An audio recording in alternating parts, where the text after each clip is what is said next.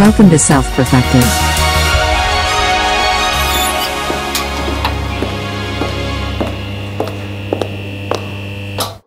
Half hours. I wonder the upload time on that shit.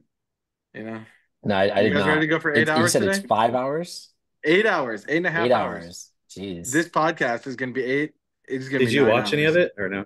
No, not yet. It's on my watch later, but I still have to catch up on the Candace Owens talking about satanic rituals. I really wanted to listen to that.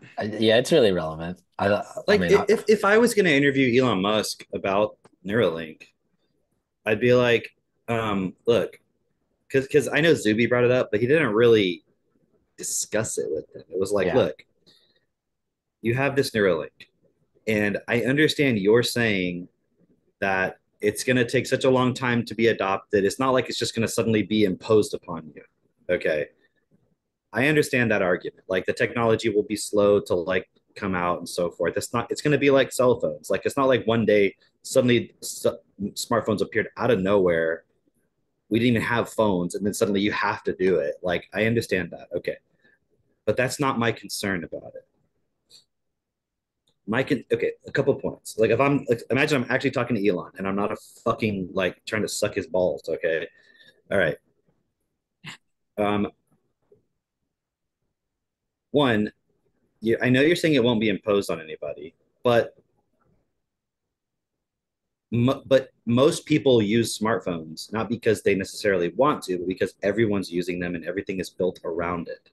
So it'd be like saying, I don't want to use a car. Well, it's a bad analogy because obviously cars are so much more efficient than a horse-drawn carriage. But like, it's okay. Let me just start over. So think about a child being born into a world where everyone's using smartphones.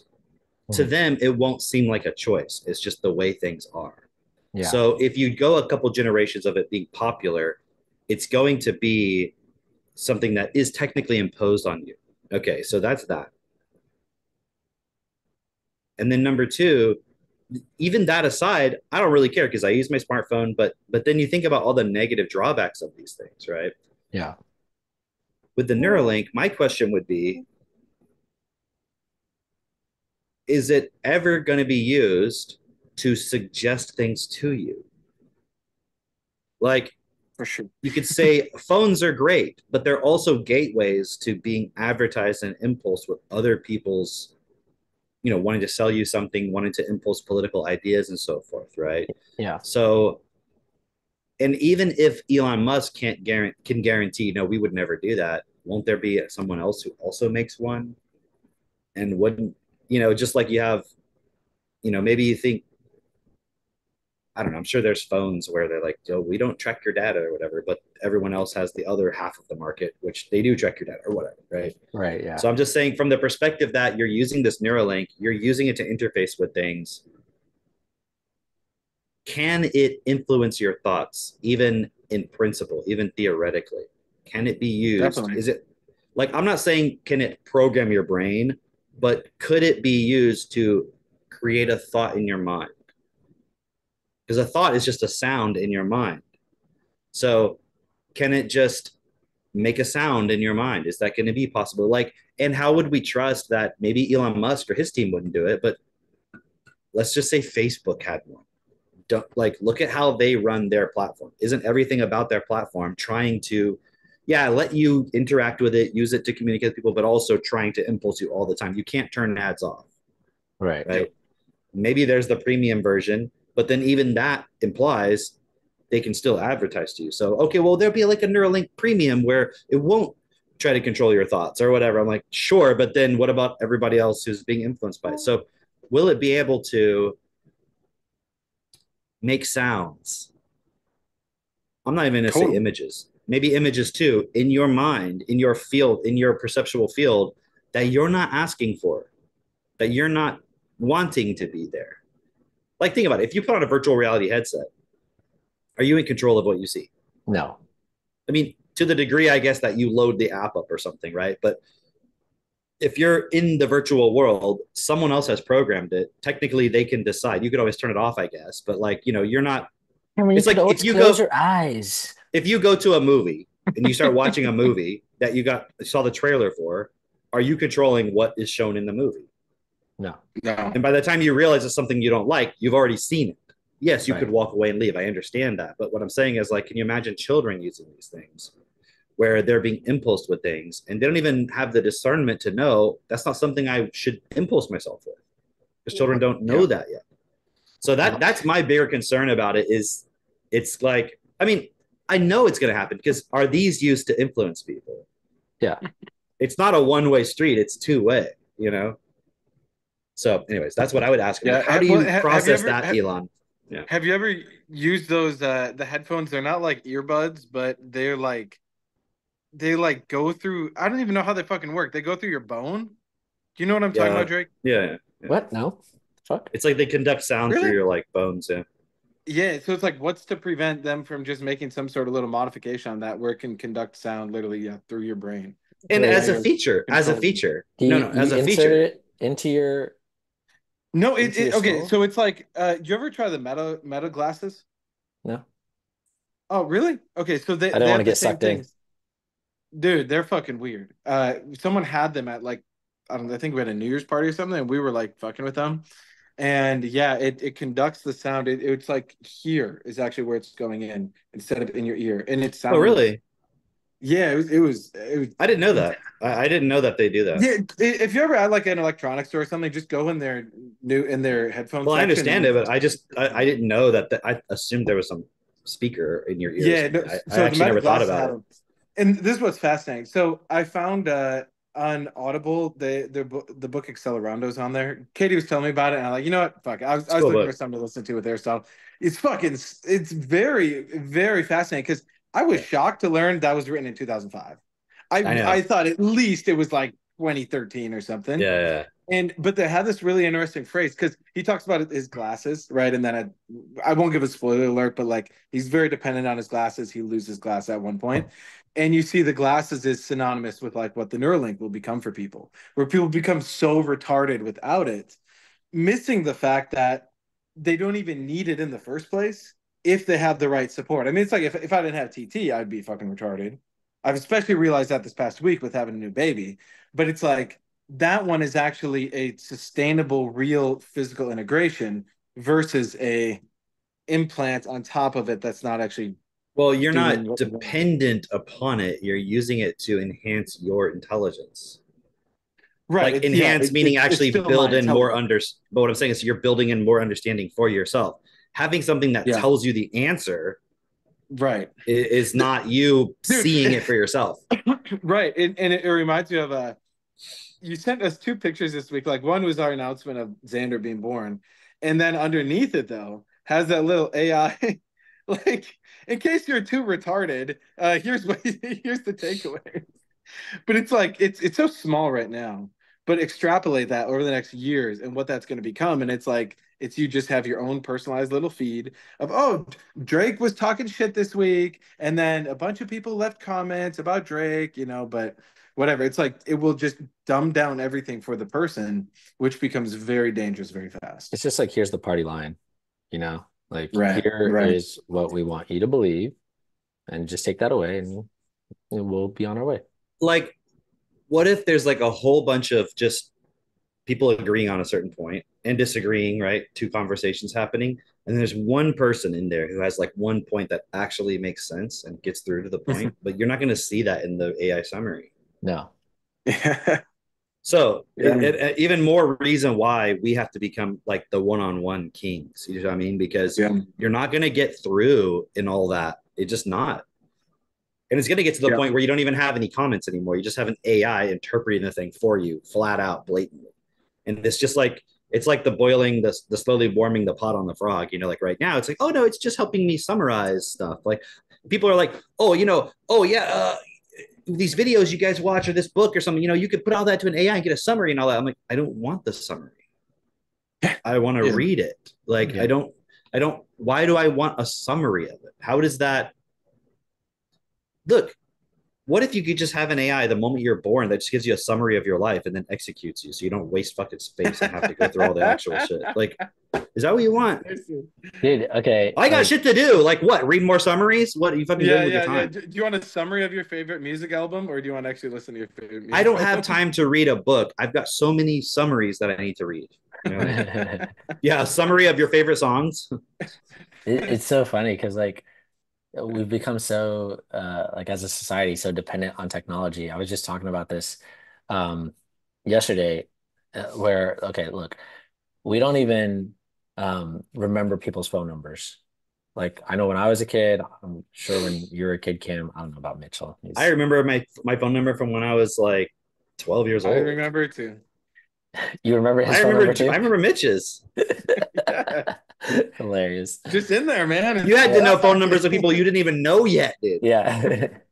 Back in my Yeah. day. Yeah. It's so funny because like seriously, like you remembered phone numbers and you could Which tell. seems trivial probably to somebody who's born in like the generation of you don't need to do that. But it's just Yeah. an illustration of you had to know shit, not just But rely on the it technology to Yeah. also tell you. Google exactly Maps. which made you like okay, as an example, I see kids today like because they have calculators and they have, you know, their phones and whatever, and they can literally just they don't even have to type. They can just use their voice to ask a question of like, what's this times this? Or they'll have an Alexa in the room. The kids do this all the time. What is this plus this or this times this or whatever? Damn. That they can't even think like okay, hang on. Like like okay, ask a child, you know, what's 8 times 7? And they'll be like, and you're like, okay, but you know 7 times 7? Yeah. Okay, so what's 8 times 7? Okay, but you know 8 times 8? Yeah. Okay, what's 8 times 7? Ah, like can't get to it. It's impossible for them. Oh, They can't actually have that mental capability because they're so used to automating that out. Like it's essentially like um you've automated your thinking or outsourced your thinking for so much, you forgot how to think, you know? And yeah. that's definitely what we're seeing right now, or what I'm seeing really Yeah. clearly. Well, what's interesting too, because it's like for us, right, as people who are passionate about growing what we do, it's funny because you'll have some people come into like self-perfected, for example. They're like, oh, dude, we could just like outsource this. We could like run an ad to this. It's the same mindset of like, let me not do the hard part of learning how to develop myself. And let me just automate it to some idea that you think might work, which is never gonna fucking work anyway. Well, think about this. Yeah. Like, look at just in the context of our society, not even with like education per se, but like the way that we even consume entertainment. Like, you have a book and you have a movie. Mhm. When you watch a movie, like when you watch a movie, everybody gets the same image, you know? Yeah. And you're like, you're really passively consuming. When you're reading a Mhm. book, you are an active participant in that book. Like, you Mhm. actually have to understand, and you may not get the same out of it that somebody else gets out of it because you're seeing from different perspectives. Like you've understood something differently as you read. And also though, as you're reading and you're seeing from different characters' point of views, like you are you're having to think about the choices that that character is making or the things that they're faced with from a different perspective.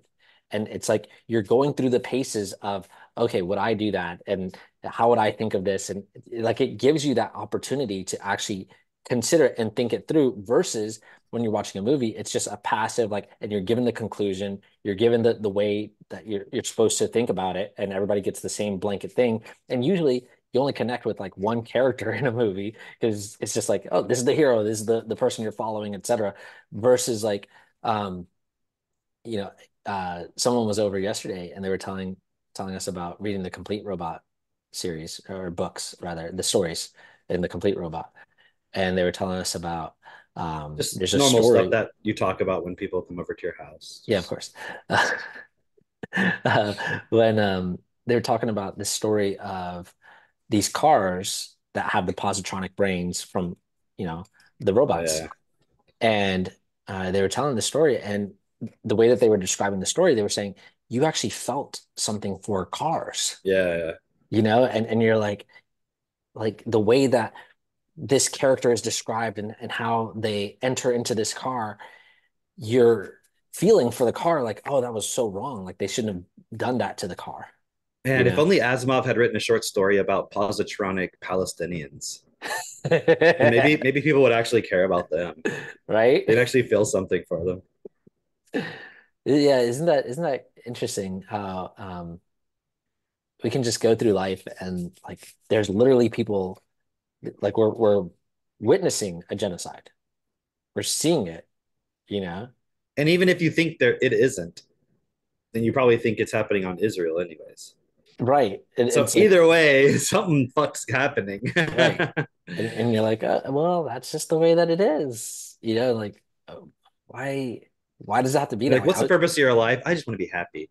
Like, okay, let's go back. What were we just talking about? I was thinking about this in the context of this process and imagining, okay, if everyone had their basic needs met, and all you had to do is just walk this process. And I was thinking of it in the context of like how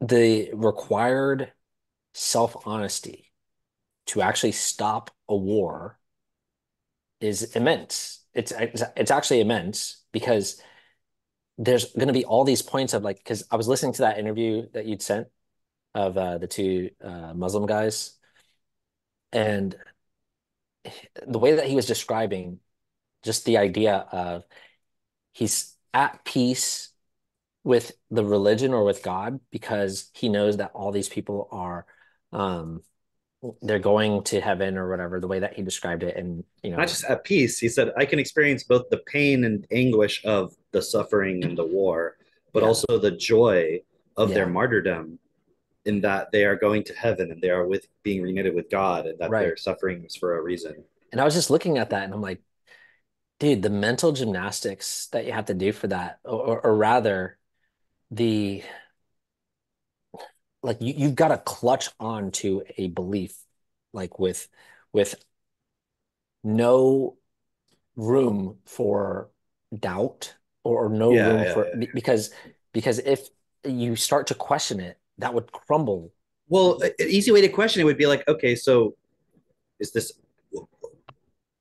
why even feel anything negatively about the quote negative thing that Yeah, isn't that like in a way questioning God?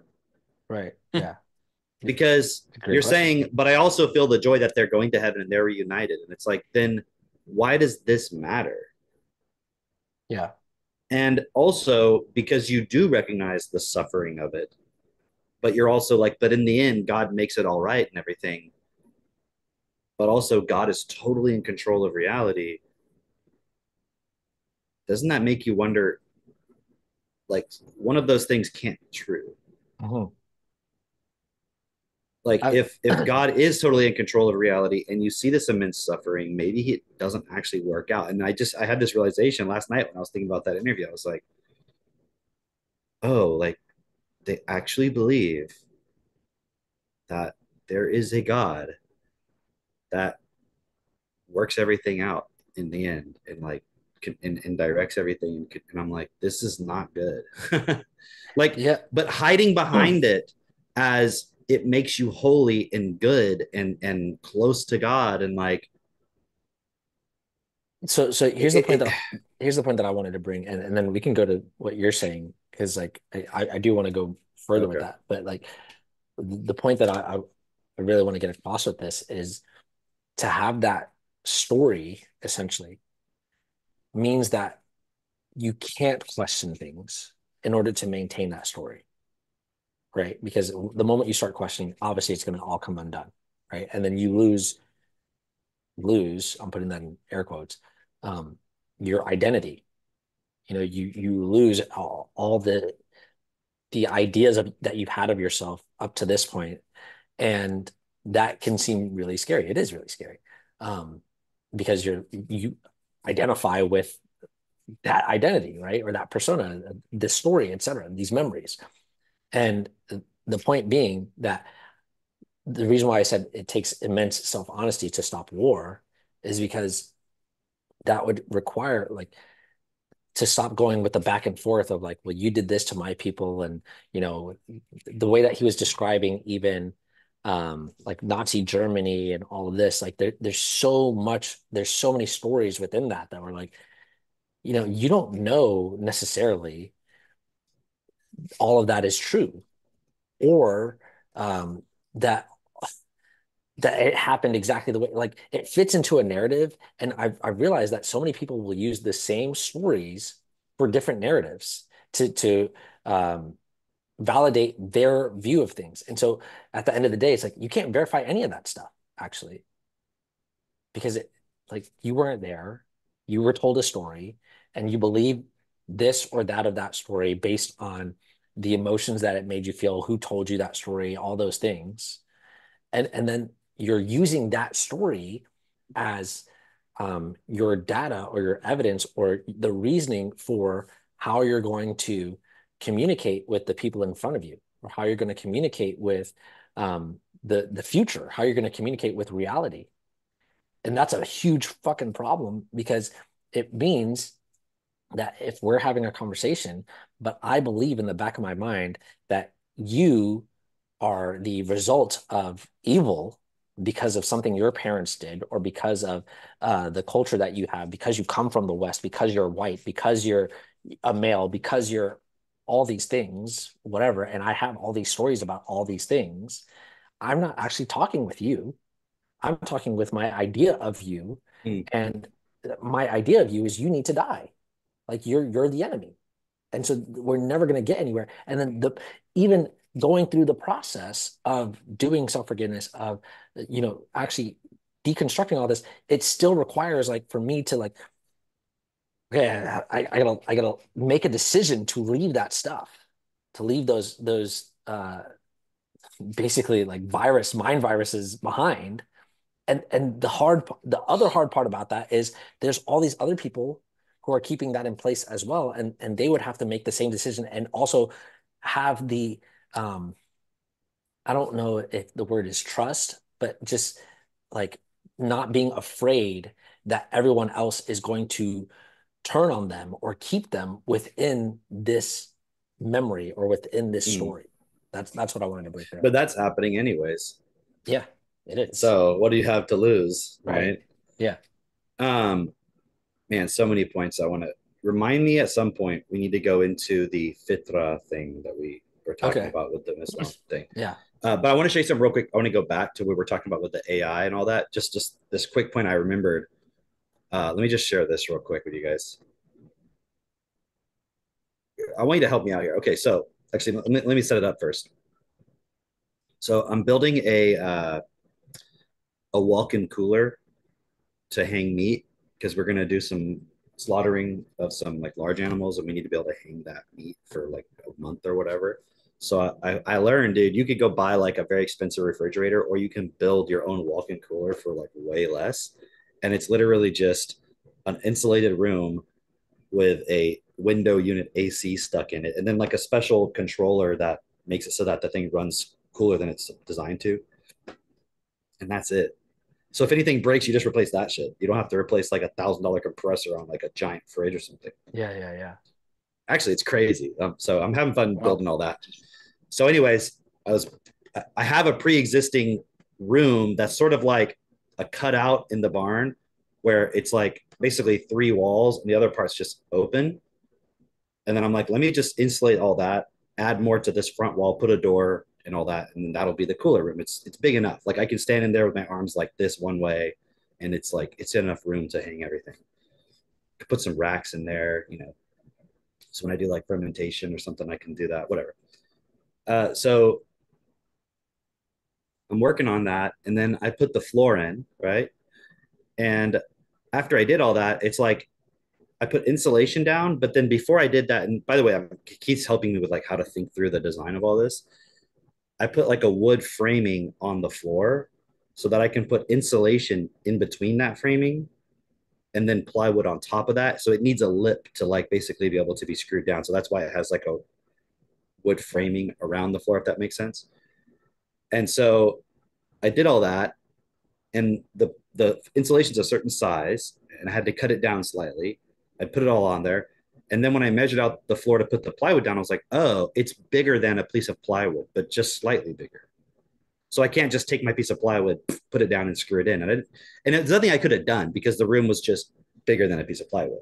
But I didn't think it through of like, what am I going to do? So then I had to say, okay, well, obviously I'm going to have to put multiple pieces of plywood or cut it somehow. And I was like, could I just use one piece? Because the room was too short to put the whole thing down, but it was also too wide that if I were, even if it was even if I just cut it down to the right length this way, it wouldn't be wide enough. Yeah. So I was like, okay, but could I just take this one piece of plywood, which is 4 by 8 foot, and cut it somehow so that their pieces could be arranged, And I was like, I don't see how I could do it with just two pieces, like one cut. I don't think that's even logically possible. They'd probably have to be like maybe 3 cuts. It's possible if you knew the dimensions of it. So I was like, well, I want to test this out. What if I could just get the Chat GPT? And I happened to download the app the other day just because I was trying to test some other points out on it. And I think this may be the second time I've used the app. And so I said to it, well, I'll show you what I said.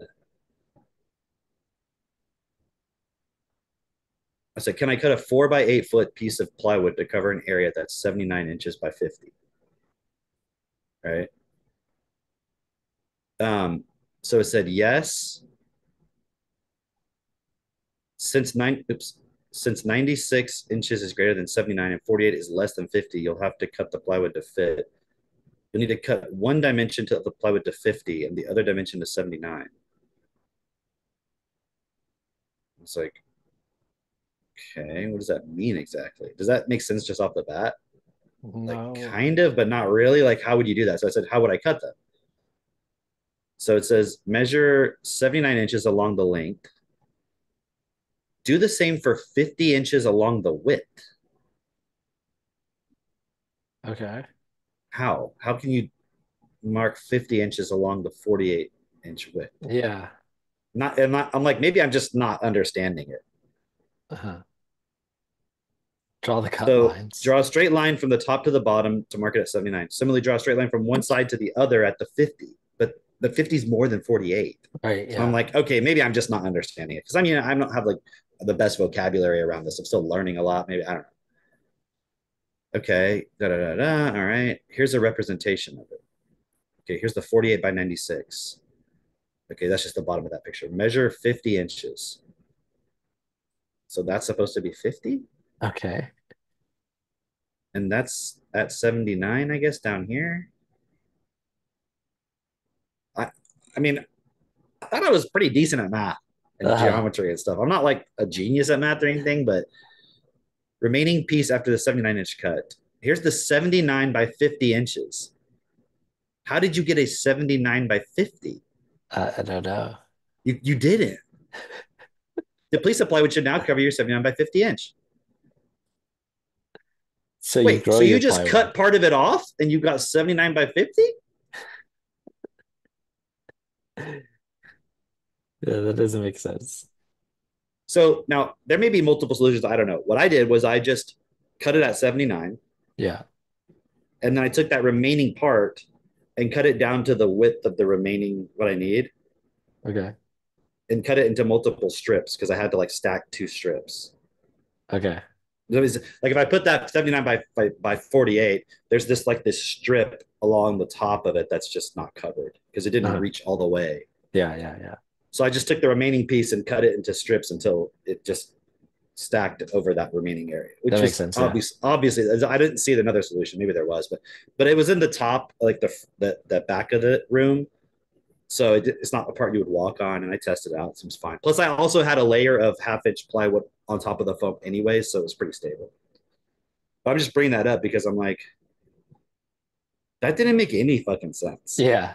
Actually, Yeah. like, hey, put in the comments if it made sense to you. Maybe I'm just not seeing something. I don't see how you get a 96 by 48 inch and you make a cut or two and you get a 79 by 50 inch piece of plywood. Yeah. It never said to rearrange the cuts or anything. Like it just was like, Harry. So I'm just saying, what if you didn't even understand math and you were like, I'm just going to follow the instructions of this thing Right. because you couldn't think it through because you were not taught that. Because you fast forward in education, Dude, eventually it's not going to be like the AI teaches you to be super smart. It's just going to be like, no, no, we give you the answers. You don't need to, just like you don't need to remember phone numbers, Drake. You just, it's in your phone. Why do you need to remember it, idiot? somebody It's asked like, me, well, I mean, what happens if you don't have your phone anymore? somebody asked me yesterday, like, how did people learn to read like in the past, you know? And I was like, well, I mean, if you think about it, if you were in the peasant class or, just the common class, like They didn't learn to you read. weren't learning to read because did your parents know how to read? Like, no. Okay, so who's gonna freaking teach you, right? And then if you were somebody who showed like maybe like you were obviously in the elite class, um, but you showed some promise of like, oh, this is an intelligent person, like you'd probably be sent to like a monastery or something where you'd be a scribe and like learn Well, from. okay, but hold on. Like, just it's not. It's less complicated than that. I agree. When you're a baby, did your mama point at your dada and go dada? And then eventually, when you saw that person, you said dada. Yeah. So it's through a repetition format, and you have a natural learning ability. So that pattern became recognized as the symbol, the sound, dada. That's a thing naturally we are able to do as human beings. Yeah. So that's how rich Just people learn. Okay. for the record, I did not get no one pointed Well, you out. didn't get the data. Yeah. Yeah, no. Okay. But it's not like it's what can I say? I'm not trying to do a whole presentation of technology right now. It's just like you already have this natural ability to absorb patterns and stuff. Yeah, It's yeah, just yeah. it's not directed effectively. And if you do it based on just the input you can provide as a human being or a teacher, and you don't do it at the right, well, I don't want to go too far into it, but you don't do it properly, let's say, you get all this other noise and stuff along with it. You get extra information, you get emotions, like imagine if you're a little kid and every time your mom talked about your dad, she'd be like, oh, your father. Every like literally, oh, that's your father again, or something like that. You'd like Yeah. get that also in there. So um So I you're wasn't trying not to go getting, you're into all not, this, I know, but I was just saying, like, it's like but almost trying to explain, well, but then how did people learn to read without technology? right, right. Well, no, that's Well, not what we were getting okay. at. Where I was But that might heading with be this. but that might be something when someone's listening to this. You see what I'm trying Yeah, to handle yeah, I that. hear Yeah. you. Yeah, yeah, yeah. Go Okay. listen to all our previous episodes. Yeah. But where we eventually got to, the topic of the conversation got to, how in the past, like the priest class, like these are people who could read in Latin, right? And maybe Greek as well. And Bibles back then were only in like Latin.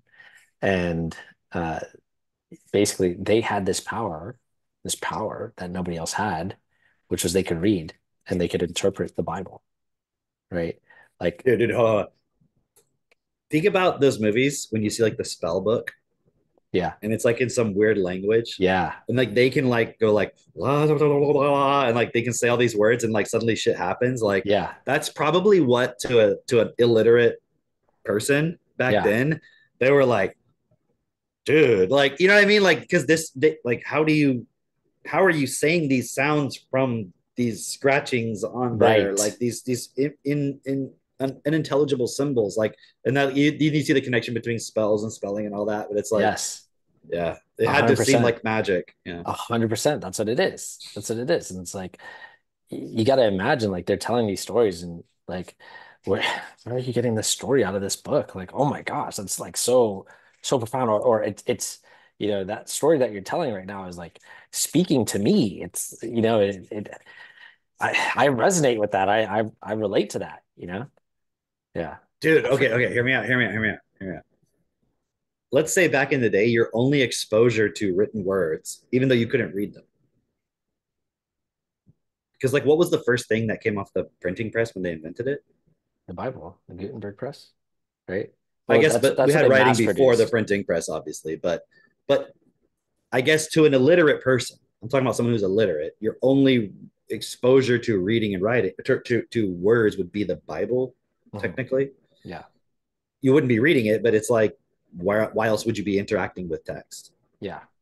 Because you can't read. Yeah. So your exposure to it on a regular basis would be in the Bible or the religious stuff. So like I'm trying to make this connection to when they say like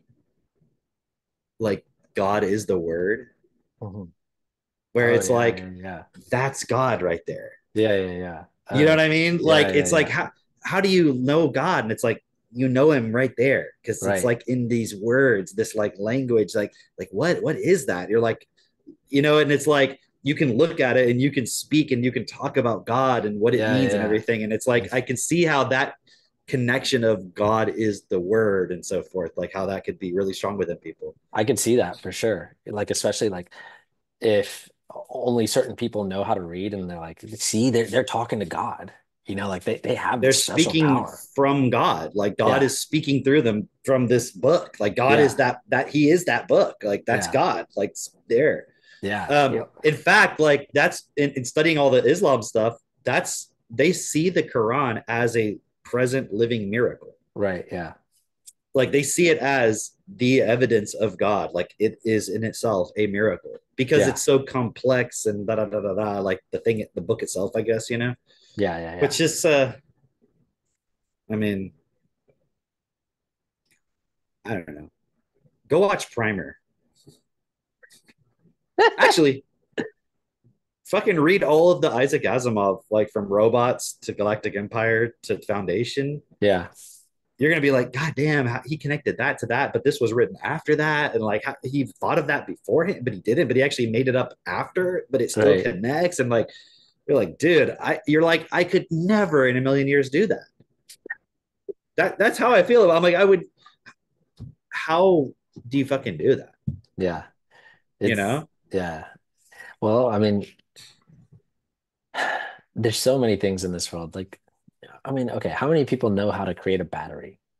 It's something that we use literally in everything.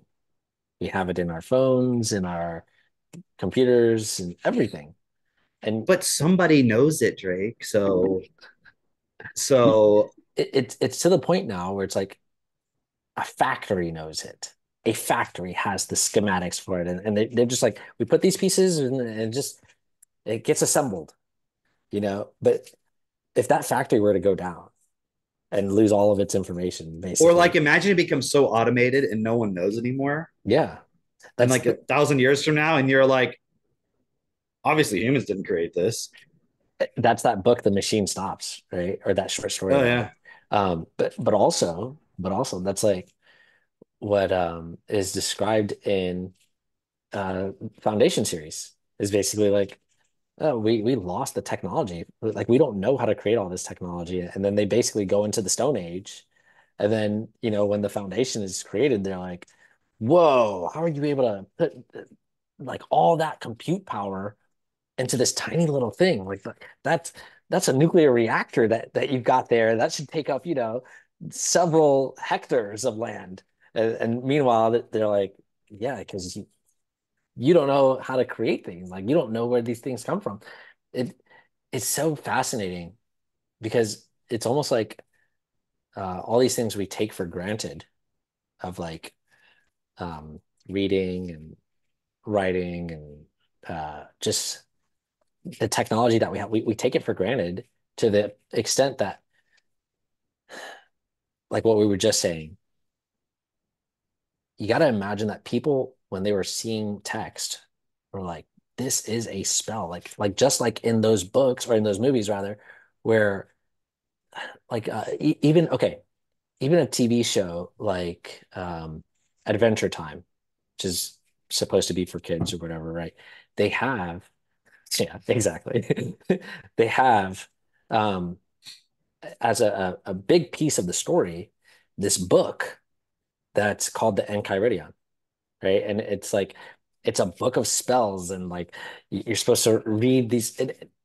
That is a really big staple in a lot of folklore, right? Yeah. Yeah. And Okay, why is that the case? Oh, it's because actually there's a God and Bibles are real. Right, exactly, exactly. It's because But like not all Bibles, only one out of the many. right, it's this huge fascination. And okay, we were also talking about this thing as well of like because I saw Katie put in the comments. That's why so many people think the King James version or the New King James version is the one is the one Bible or whatever because it's like the dumbed down version. And we were talking about that yesterday, which is really interesting because we're talking about like, okay, if you look at the King James version of the Bible, it's got all this like, okay, I don't know if this was the case for you as a kid, but for me, and for a lot of people that I know, like we were made as children to read the Bible, right? The King James I version. didn't have to read it as a child, but I was very much exposed to all that stuff. Okay. And I was making this point of like, it's so funny because parents, even today, believe that because you can sound words out on a page, you're reading, right? And like, that's not fucking reading. That That's would be like when you like, see those little 5-year-old and he's got the microphone and he's like, and the importance of literacy is, and everyone's like, wow, amazing. I'm like, yeah. yeah, Like okay. I mean, does he understand what he's saying? also, but okay, like to say that sounding words out on a page is reading is the same thing as saying because you can say or read on a page 1 + 1 means that you're doing math. But if you don't know what it equals, if you don't know what it like, if you're not Okay, getting to go to Wikipedia and look up Schrodinger wave equation and just out loud read the whole article and ask me if you understood a fucking thing it's right, saying. yeah. You're like Hamiltonian operator. Do you know what that is? Like, No. And so we were just making this point of like, these parents have their kids reading the Bible, the King James version, and like just because they can sound out the words, they think like, oh, see, my kid says smart, they're reading the Bible. They it's like, okay, but oh, nobody actually did, understands that. Go ahead, go ahead. did I send you that thing from the spelling, the Bible beat? Oh I think yeah, I did, right? Dude, yeah. play that, play that, play that, play that. At least part of it, I, whatever. It's so I'll good because find it's it. a perfect example of this where it's like, I know the words, but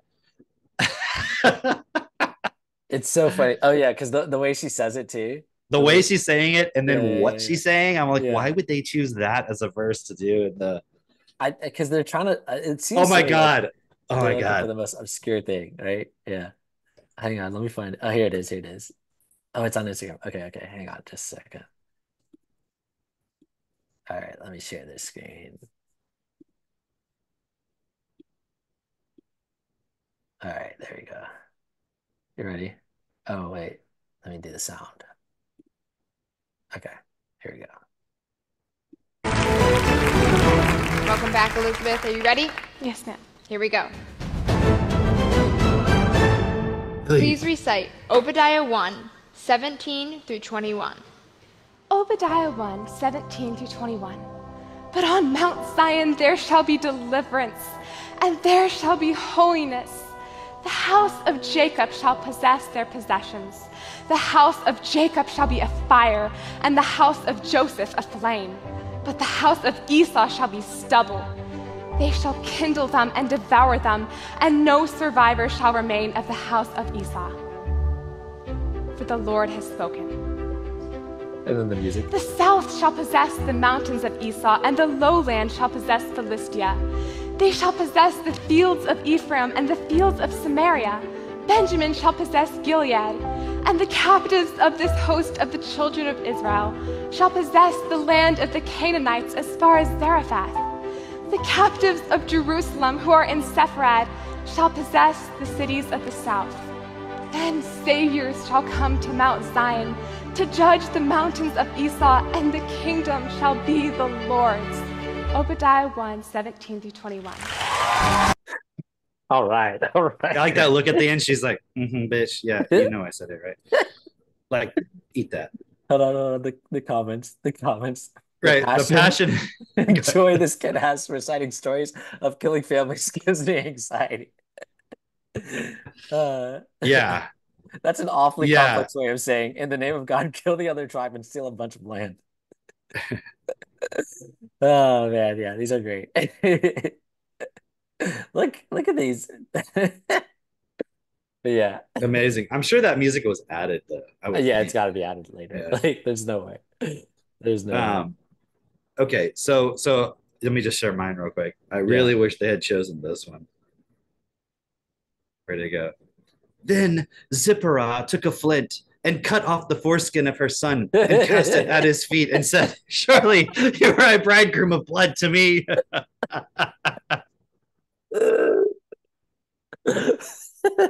They should do more Exodus foreskin ones. 4:25. Hmm. That's great. Jesus, dude. Yeah. Yeah. So okay. So the point being that these parents have these kids reading these texts. They have no idea what they're even reading. Yeah. And Does then anyone like what's this context of all that?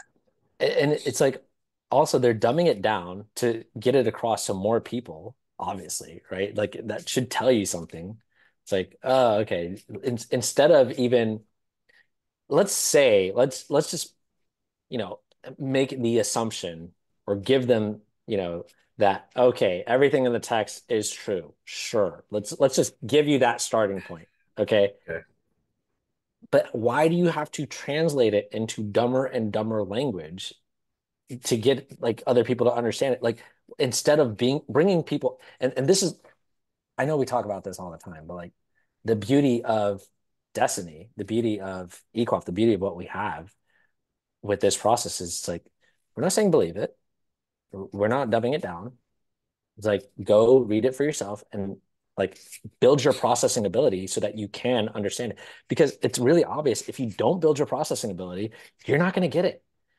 You can only fake the funk for so long or hang on to something for so long before it becomes obvious that you're like, you don't fucking get it. Like you have no idea what's going on, you know? Okay, so a couple points. Like there was something I texted you this morning. Let me see.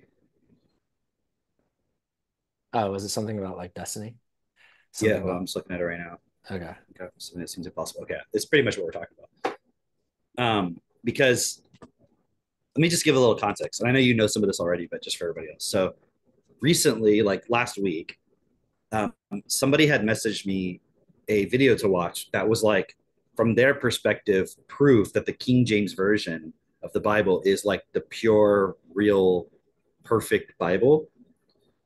And because I had, when I was talking to them, I had said something like, because we were talking about belief in God and Jesus and all this stuff. And I was like, even the Bible, I said, because you're like, well, the Bible says this or whatever. And I'm like, it's just something that's been manipulated by the elite, like version after version after version. And I'm like, it's called the King James Bible, like king, like, do you like kings? That's what I was saying. And they were like, well, actually, a point about that.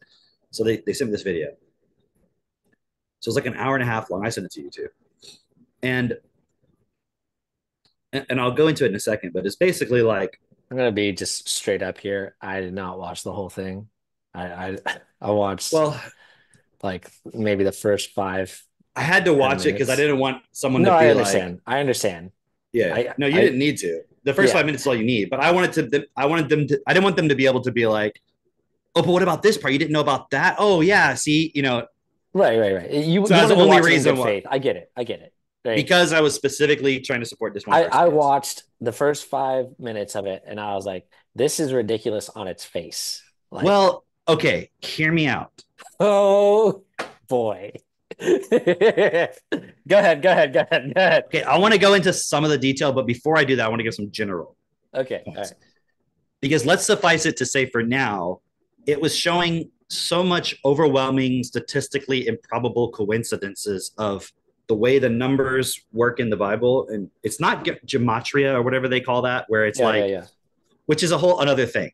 It wasn't that. Like, what is that gematria stuff on? You're not into gematria? I just don't remember what it was. Bro, you're not using numbers to predict like the Oh, future? right. It's like the number values of words you put. It's kind of like almost like numerology in a way. Yeah. The number values. It's not that's not what the argument was. Because I think the argument behind that, or part of the argument behind it, is like in Hebrew, all the words or letters or whatever, the symbols are assigned a number value. Right. And you can say like, oh, this word equals this number and that means this. And there's like some other information there. Yeah. It's not that. Okay. Well, we'll go back to it to a second. Okay. But at first I was like, okay, so you're using all these coincidental numbers, statistically probable stuff to say you believe it. I'm like, I've never, like, the thing is, when I say I've never really looked into Islam, it's not true because I have, but I haven't really gone all the way of like, give me everything you got, sort of. Mm-hmm. So I was like, okay, I guarantee you there's some other fucking video making pretty much the same argument that's just as compelling about Islam and the Quran or something like that. So then I was just like, all right, let me go down that rabbit hole. And I started looking at, and then I was like, just, okay, prove to me why the Quran is true. Prove to me why Islam is true, like asking YouTube and getting all the people on that side. So then I learned a lot about Islam that it's nothing new per se, but what I learned was all of the arguments that are given. Like, how do they argue it? Mm-hmm. And I do notice it's kind of like with anything else. Like you just see the same people, different people saying the same thing. Yeah, yeah. So clearly it's not like, it's almost like a script in a way. Which makes sense. Yeah, I mean, you learn these things. You're in that environment. You're going to learn, here's how you handle these points and so forth. Or they're asking the question. They're taught how to look at it. And then that's what they're going to say. And so if it makes sense for them, yeah, then of course. At first, because I kind of changed my mind about this when we were talking about this earlier, I'll explain. At first, I was like, the arguments for Islam and the Quran and so forth are more compelling than the Bible. You changed your mind. Huh? You changed your mind. You're not. Well, you're not Islamic I'll explain. Anymore. No, I'm not. I was Muslim. Ah, damn. You cut out there. You were Muslim for a week. I know that's probably what you're going to say. You're Muslim for a week, and now you're too weak to be Muslim. That's the joke I'm going to make. That you can't. I was saying you're Muslim for a week, but now you're too weak to be Muslim. It's funny because I joke about that, and I think some people actually thought for a moment I was actually serious. I'm like, fuck. Like, oh, like you thought I had some doubt about what I'm saying. You're that unstable that you like flip flop. Like I actually had some doubt about what I've been saying for the past 13 plus 16 years. Hold on. What's 2008? 2024 minus 2008. Yeah, 16. Yeah. Which is 2 to the 4th power. Which is 4 to the 2nd power. 2024. Oh my gosh. Holy the coincidence. 2024. 2, 2, 4, 4, 8. 2 to the 4th. 2 times 4 is 8. Mm-hmm. Yeah. Oh, dude, I just gotta stop right now. If I take a piece of plywood and I cut it in half, do I get twice the amount of area as before? Yes. You have 2 pieces now. Yeah, there you go. Yeah. Why would they be different dimensions than the original? Hilarious. You questioning me? I'm an AI. Okay, so what I mean was, when you listen to a Muslim argue about like why their shit is real. I think that was the point I was trying to make earlier. Sorry. I'll write down listen to a Muslim arguing. Right. But so that way we don't lose notes now. Because we do so many options. You ever see people in a debate and then they're writing something? I'm like, notes. What are they writing down? They never look at it again. Like they're like listening. They're like a fucking idiot. Or it's like a podcast, like, and they're like talking and the person's writing something. I'm like, what are they writing? I'd never have done that. I just wrote listen to Muslim. Well, that made sense what you did. Like, there was a reason. It was like, I want to get back to this point. Okay. I don't even know if I'm going to remember what that means. but no, the point that I was trying to make was when you said, don't question me, I'm an AI. That's the same thing of like a priest back then who was the only person who could read and read in Latin. Like, don't question me. Like, you can't, like, even if what they read in Latin, even if they didn't fucking understand what they read, they could just make up a fucking story. And what could you say? Nothing. Because you don't know fucking Latin. Didn't So know like, what they read or didn't read. so I have the power over you because I can read and you don't. He's like, dummy, you know? Anyway, keep And going. then you go throughout time. Wouldn't it make sense why the system would put a control point in place to make sure people could seem like they could read? Because everyone now knows, like, hey, it's possible to read and like we should read and question things. It's like, okay, yeah, well, don't worry, we'll teach you to read. And then like you get to a third grade level where you still don't understand any fucking thing you read. Dude. Like, okay, so when you look listen at to a the Muslim. yeah, when you listen to them argue, it's like they're much more. I don't know how to explain it. It's like they're more not convincing, but just their argument is more. Persuasive? No, I don't want to say persuasive because I'm not persuaded by it, but I mean it's more like objectively a better argument Okay. than over here. But at the same time, that's why I said I changed my mind because I'm starting to look at it and I'm like, it's really not fundamentally different because it really comes back to a certain point. Okay, and I'll explain. Okay, so let me go back. So I started watching all these videos about Islam, and I've watched a few, and they kind of all have the same basic structure, which is basically like we start with the point. If you go in the Quran, Allah, I guess, asked these three questions: like, did they create themselves? Were they created?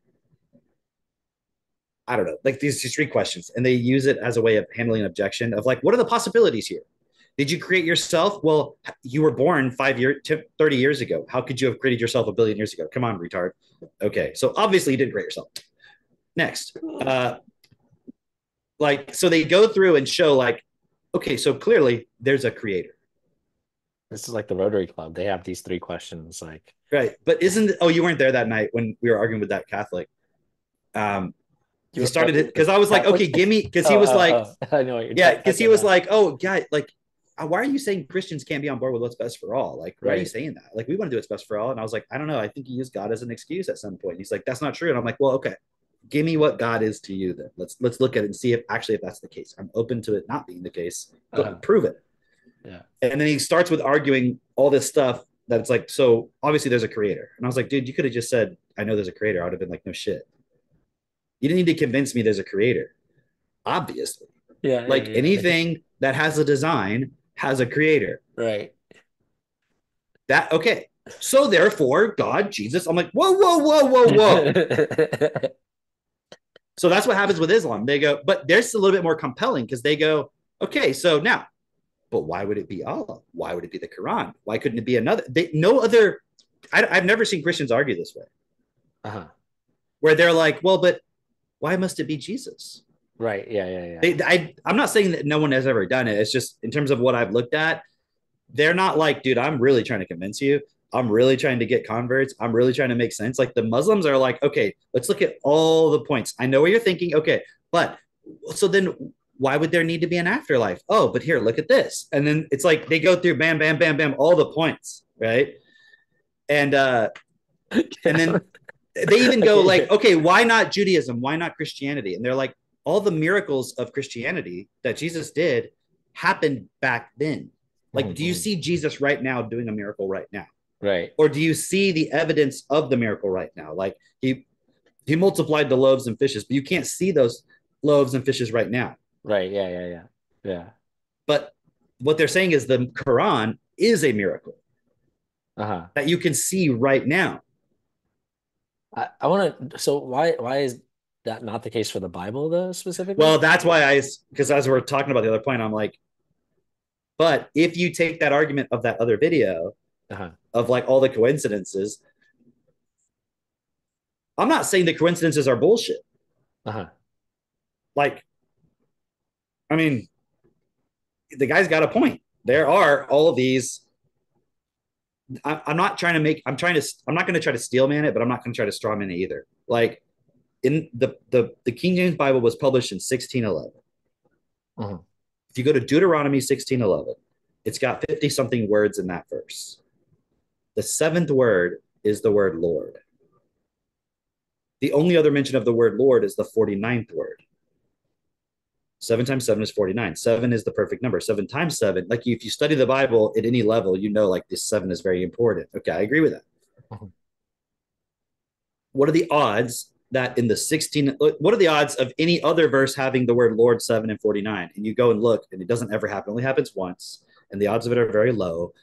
And then what's the significance of that specific verse? That specific verse is saying I forget what exactly it was something about, and here is where I shall put my name and my word, or something like, it's something, the significance of it being like, I forget what it was, but something in the context of saying that this would be I'm going to give you a final word of God in a pure form that will be the word, the final version, sort of something like along those lines.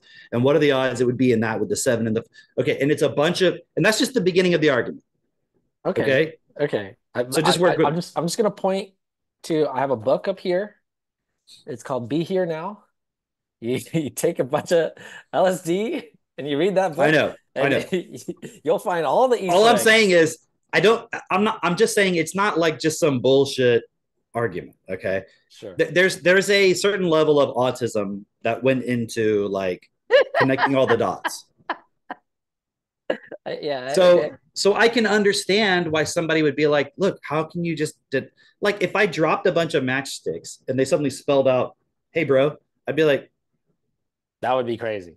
Like, I wouldn't be like, what a weird coincidence. Like, I mean, I would, but at the same time, you'd have to be like, it'd make you pause for a minute. Yeah, for sure. And then you did it again, and it was like, hey, I said, what's up? You'd be like, what? You know what I mean? Like, you'd be like, hold on.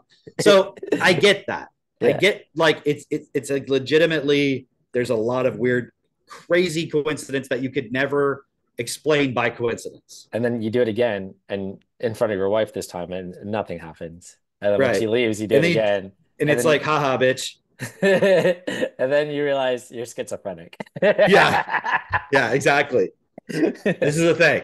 Okay, so what I'm trying to say is, like, yeah, it's the same thing as when we started looking into evolution, and you really look at it and you're like, oh, yeah, no, this couldn't have happened randomly. I mean, I already knew that, but I never really knew how fucking flawed evolution was till the whole theory of it and everything, until I really looked into it, of like, oh, it's just totally ignoring obvious flaws and just like covering it up, right? So yes, there's no way it'd be like if I tried to convince you.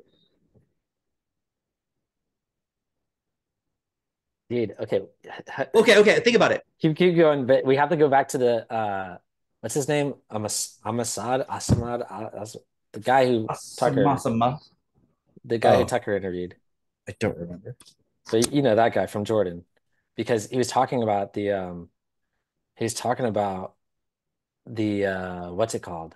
Oh, he was talking about the rationalists, like the people who were creating the AI, and why there's this message of doom and gloom, because they wanted to make sure that you thought rationally, and like how basically everybody in Silicon Valley was like recruited in, or not everybody, but a lot of people were recruited into this cult of thinking rational.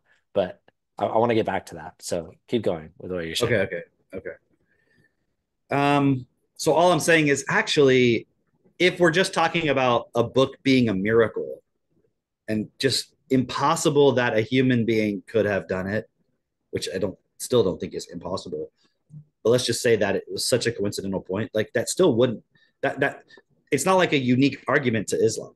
Because that other video was kind of making the same point over here, and that's why I originally started looking into it, because I'm like, someone's got to do it, but I just didn't make the connection, because I was like, hey, they're pretty serious about what they're talking about. Then I forgot, like, oh yeah, but this argument was also over here. Yeah. So if I give the Muslims the point of, yeah, your thing is a miracle, I'm like, well, so is the Bible. Yeah. Like, it's got all this crazy shit. Like, clearly it was made by a higher power, and they're like, well, they can't both have been made by the same higher power. Because this one says it's the one. Yeah. But again, but you're already making the assumption that the higher power is benevolent. Yes. And is the one that's going to, yes. And that's your faith. You can't prove it. It's like, well, but, and I was looking at this other thing. I was showing Katie, and it was like this guy going, it was like somebody, like, they're handling objections, and the guy's like, oh, but people say to me, all religions claim to be the one religion. Yeah. And he goes, no, that's not true. It's only Islam. And I was like, huh? And he says, because if you read the Quran, it says, only Islam is pleasing to Allah. Okay. So does anyone other religion claim that there is pleasing to Allah? I mean, the Christians have this thing where it's like only through the Son of or God or Jesus can Right, you but get that's to. Jesus and God. That's not Allah. Whoa. I'm just saying, like, that was the argument. I was like, wow. Okay. Like, how do you know? How do you know but the other ones? Everyone claims that. Like, no, they don't. Look, our thing says Allah only is pleased by Islam, so no one else is claiming that. It just us. I'm like, that's a valid point, I guess. Like, I don't know. Is it though? Because like, all right, don't they believe in the same God? Like they say that Jesus is a prophet. No? In the Bible, Like, does it say Allah agrees with Christianity? it does not say Allah. Right. That's the point. That's like so they're wrong. But that's what I was like, oh, you're not gonna believe it. Here's the proof, right? But their whole thing is like it's the only actual monotheistic religion. Yeah, because of Christianity having it's Jesus. Like 3 gods in one all this other stuff. And they're like, I mean, why do you need the 3 and the 1 and all that? And like it's actually very fascinating. It's just basically like that it's only for Jewish people, it's a chosen people, so everybody else, you're screwed. Yeah. Okay. They don't count the 6 because the 6 and Walla Guru. Yeah. How do you pronounce Ella it? Guru. Captain Beefheart was trying to convert us this whole time. No one's gonna get that joke. That's hilarious. Hey, if you want to blow your mind, Ella Guru.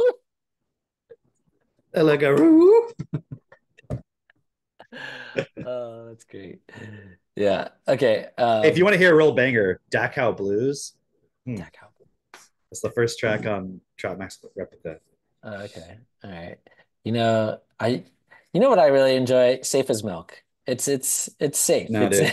I'm telling you right now, Trout Mask Replica is probably the greatest album period ever. I'll listen to it later. It's where Ella Guru comes from. Oh, okay. Yeah. I thought that was the and it was produced by Zappa. Really? I thought Ella Guru came from like wasn't there one with a fish on it? Yeah, that's Trout Mask Replica. Oh. Oh, okay. All right. Yeah. Where he's got like the fish head on his face. Yeah. Even though that fish does not look like a trout. That looks more like a catfish. I'm just saying. They worked with what they had. I mean, okay, check this out. Like when the first time I ever listened to it, it took me a few listens before I was like, wow, this at first I was like, this is I couldn't process it. It was just so out there. Yeah. But when I listen to it now, I'm like, dude, this is amazing. Like, yeah, there's some tracks that are deliberately abstract and dissonant and stuff. And there's a certain level of quote beauty in that as well. But the things that seem totally random, you're like, oh no, that they're doing that on purpose. Like they probably wrote that out, even though it seems just like, and you're like, no, like they were doing that on purpose. It's not. Yeah. And you listen to it more and more and it grows on you, right? It's almost like a miracle, the way that it was. That's what I'm trying to say. Also, what's fascinating about it is when you listen to it, there's this sort of, I don't know how to explain it, like warped quality to the sound almost. And then I found out like there was some problem with the tapes and they actually got like hot or something, like the masters, and so it actually warped them slightly, so it's like it gives it this other level of like weirdness and dissonance to it that was not even intended, but totally adds to the aesthetic, like as if it was planned to sound that way, you know.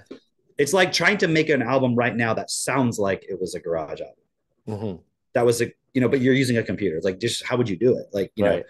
And so it's just another example of that, of like, I mean, it's kind of like a miraculous thing. Like maybe you don't place value on it as music. It's like, well, that's not God and all this stuff, but like there's levels to creativity that I it's mean, hard to imagine how it happened.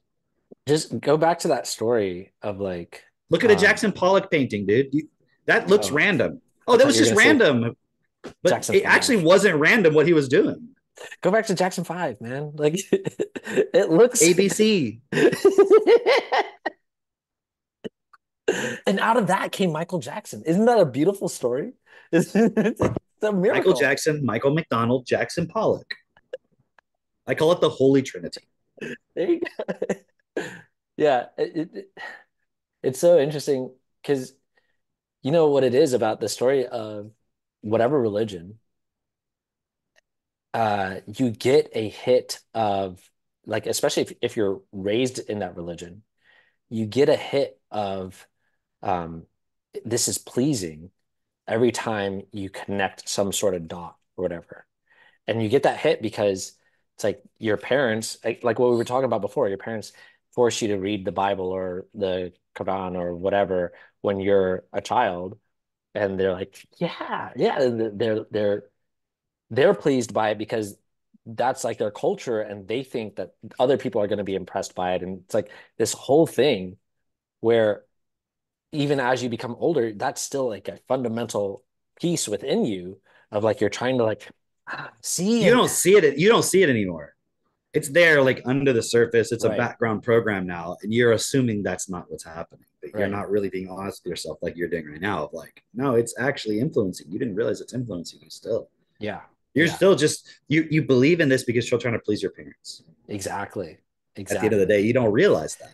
That's really what it comes down to because if you just stumbled upon one of these texts without the influence of your parents or society or whatever, you'd be like, maybe you might find it interesting. Maybe you'd be like, what the hell is this story? If you were given the Quran, the Mormon Bible, the regular Bible, uh, the Bhagavad Gita, Yeah, the Buddhist stuff, yeah. whatever that is, and the Book of Arantia. You ever seen that? No, I've never. Dude, No. go to like a bookstore that has New Age shit and open up that. You'll be like, there's no fucking way a human being came up with all this shit. There's just no, and it's all about the multiverse and the layers and it's next fucking level of like complexity of, and you're like, there's just no way Yeah, a person thought of all this. yeah, yeah, There's not yeah. even enough time. But then also you read Hyperion Dude, and dude. you're like, even just one poem in there, I'm like, how did this guy who was like a horror writer then decide to write a science fiction novel and also wrote poetry in it? Dude, okay, okay. And When you read the first book and you're seeing it from all the different perspectives of all the different characters, it's just like, whoa, like this is like because the way he's writing is like from this character's perspective, and it completely switches the whole tone of the book when he writes from the other character's oh perspective. yeah, it's like Like you're reading another book. exactly, it's like a different author wrote it almost. Like it's like you're reading from the perspective of the priest, and it's like it's written in this like poetic language, and like it has a certain uh uh rhythm to it. It has like a certain like I want to use the word canter, but that's not the word I'm looking for. But you get what I'm saying. Like it's got a certain like Rhythm. yeah, and then you read the story from the detective's point of view, and it's just like a completely different style. It's just like oh like, and I remember I was reading and I'm like whoa, okay, this is really cool. And man, when it got to the story of the Jew, I was like, I get it now. I totally understand what it's like. I'm kidding. But even that point of you're you're reading this text, and every connection that you make is still you're trying to please your parents. I was seeing that within when the guy that was interviewed by Tucker, which I guess he's got some billion-dollar startup or whatever that teaches people how to code. Um, and he was talking about just being in Silicon Valley since 2012 and the way that everybody thinks there and all that. And he was really shedding light on, okay, I didn't know all that stuff about Eliezer Yudkowsky. I knew he was the guy who was like, guys, this is I don't know if I saw this interview. what? You sent it to me. What are you talking about? Just doesn't mean I watched it. I could have watched the first 5 minutes and been like, "Oh, that's a good point. Let me send that to Drake." You decided to watch the whole thing. You gotta let me know when it's like a 5 No, it's fine. minute. I'm learning. I just my point being like, what did he say about Yudkowsky that you didn't know? Okay. Here's what I didn't know. That Yudkowsky originally was someone who was really gung-ho about AI. Oh, and okay. and really like wanted to create AI. He saw like he thought of Yeah, that was his AI, vision as like a kid, basically. Yeah. right, like as a humanitarian thing. He was funded by like I guess these VCs to create an AI, and he started working on that, and he never published anything because I guess prior to him getting funded, he was saying like, "Hey, I can make this. It's going to be really great for humanity. Like, if I just had the money, I could do this, whatever." And then he started making, or he got funded anyway. So they're working on it. Yeah. Started working on it. Never published anything that he worked on, but then changed his mind and basically said, "Hey, No AI is refunds. not good for humanity." Right? What'd you say? No refunds. No refunds. Exactly. Exactly. That's the way this guy was telling the story. I'm like, oh, it sounds like he couldn't make it work. And then just started saying doom and gloom. This is all bad. And then he started, and I don't know, maybe not. Who knows, right? Maybe he's like trying to slander Yudkowsky in some way, right? But then what ended up happening was Yudkowsky started writing this blog that was basically like, hey, we need to start thinking more rationally because if we're not thinking rationally, then we're going to cause all these problems. And he started basically, uh, the way that this guy described it is like basically a cult of creating rational thinkers. Rational thinkers. I'm putting that in quotes though, because what they would do is they would recruit a bunch of young people who are getting into coding and all this and who had maybe read his blog or whatever, and they'd take them to like they do a seminar with them, and he said they would do part of the seminar was they would do debugging, and he's like, if you look at all these people's comments on debugging, they're like, oh, it made me feel so humiliated, and I've never been treated like this in my life or whatever. And it's like basically they were saying, hey, the way that you think is not rational, and getting them stripping down the way that they think and all that. Um, and out of that, they created a bunch of people who basically started OpenAI with the starting point of like from that thinking, like they had these very uh, Yeah, I do understand that because I remember him saying how he did a big conference thing and people like Elon Musk were there. And then they went and started OpenAI and he was like, no, don't do it. What the fuck? Like, I told you not to do it. interesting. Yeah. But it was like this um effective altruism also came out of that, and like it was all stemming from this way of thinking. And this guy being interviewed was basically saying that uh, the the way that they think about things is uh, to be rational means that if someone oh if someone The AI. it's like yay rational if someone comes into like a hospital, like say you've got two sick people in a hospital bed, right? Or in hospital beds, and someone comes in who's relatively healthy, but they have the organs for those two sick people that they need, then the rational thing to do would be to Cut it kill in half. that person. Oh, So to give them the organs of that person so that two people can survive at the cost of one. That's the rational thing to do, right? And it's it just does sound a bit like a chat GPT answer. right. Now, Yeah, I probably would say cut the organ in half and each one gets a full organ. there you go. Yeah. And then also you have one left over for somebody else. Right? Like what? Yeah.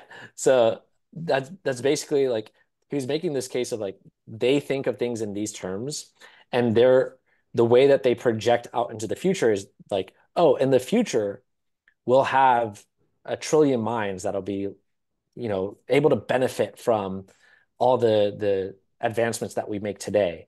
And so, in essence, the way they think of it is they're willing to have a lot of bloodshed or do whatever is necessary today in order to create the like really good stuff in the future, right? This doesn't sound like what Yudkowsky would say, though. It's anyway. I don't know exactly, right? What it sounds to me, though, yeah. I mean, I'm not. But he was saying that there's a group of people that have stemmed from this kind of Yudkowsky like conference, whatever. And maybe maybe to your point of what you said earlier, like Yudkowsky is like, that's not what I meant to create, right? Just based on listening to him talk, like it seems not what he wanted. But people take a bit of it. They didn't debug everything, and then they're like, "Oh, okay," and they're still putting it into their biased point, and they actually just want to get rich, right? And they're self-justifying, right? And then he's also saying these are also the same people, like also stemming from this same sort of group of people. They went on to create SBF, right?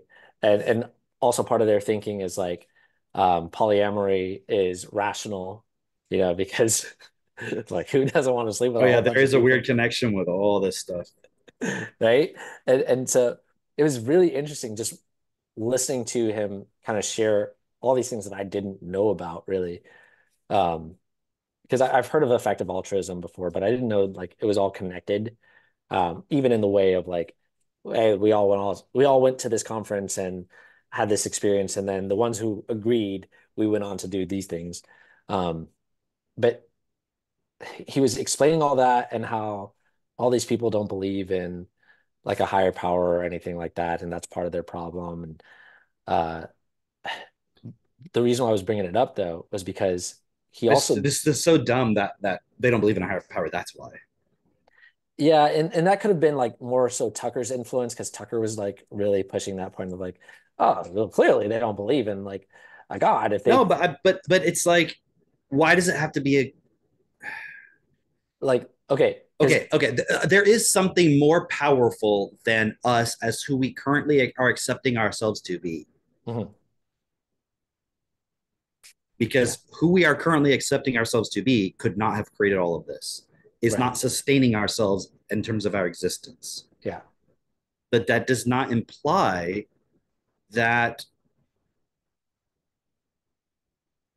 the relationship you should have to that is one of I'm not equal to it. Right. Yeah. That's the problem I have with the quote higher power mentality point. Because they're like, yeah. So it's like abdicating. You're not realizing yourself as that. Because I guarantee you, anybody who believes in a higher power will be like, well, no, you're not the higher power. Right. Exactly. Yeah. It's like, so there's just a higher power out there that's not us, that just exists as the higher power. And that's its existence. Like, really? And it's nothing to do with us, actually. It created us. Like, but also for what reason? Yeah. Also, the same guy talking was like, kind of, he believes in evolution from like I don't know, like he was expressing evolution. He was talking about like the Precambrian explosion and all that, right? And he was basically talking about how with evolution, we've been around for however many years or whatever, and then clearly something happened that's not really explained by evolution, but like he was still kind of making the points of like we came from animals and this and that, but like he was leaving the door open. It was interesting because he was leaving the door open to like something happened and I'm not sure what, and it's not fully explained by evolution itself. But I think the impression that I got out of it was that the vast majority of these rational thinkers do believe in evolution as is taught in neo-Darwinism, like that yeah, sort of like it's like sort of this all is happening randomly. We're the currently highest form that we're aware of. Maybe there's aliens that are more advanced, but they just went through the same process we did essentially. Yeah. They had a pipette. And there's nothing beyond that that's And I don't agree with that. Like, but it's difficult to explain that in a way of without it becoming an excuse to somebody. Can you Like, describe what you like, mean? like, there is something beyond Difficult to explain what without it becoming an excuse? that. There is a fundamental I don't even want to use the word power. There's a fundamental essence of reality that is the reason why everything exists. And it is the thing that is ultimately in direction of reality. That has to be the case. Mhm. I see what you mean of It why that would can't be not difficult. be that, because then someone says, yeah, so I just have to believe in that, or I just have to Right. go along with it. And it's left me clues. And it's like, yeah, but you have to not in any way use it as an excuse, which means you have to realize I am that. Yeah. Because how can that exist and then there be parts of reality that are not that? Oh, okay. Check this out. So it's also this point of like the brain is the centralization of thinking, of like that's where all your thoughts come from, right? That's where um like you reside essentially is in your brain. Like the idea that you reside in your brain Okay. is like there is this higher power that like yeah, you got hands and you could be a part of you know the body of God, right? But like the important part is the brain, and you're not the brain. You're not God, right? Yeah, Versus yeah. like Like there's the most important part, which is like not you're not that thing, I guess. Yeah, yeah, exactly. yeah. I'm just because I think you're uh well, okay, we know rather that your thinking is not just like all your memories are just stored in your brain. Right. That's not the case, right? It's also like when you're using your hands and you've got neurons that It's are not your also brain that is the thing doing it. It's involved in the process, but it's right, not the thing. right.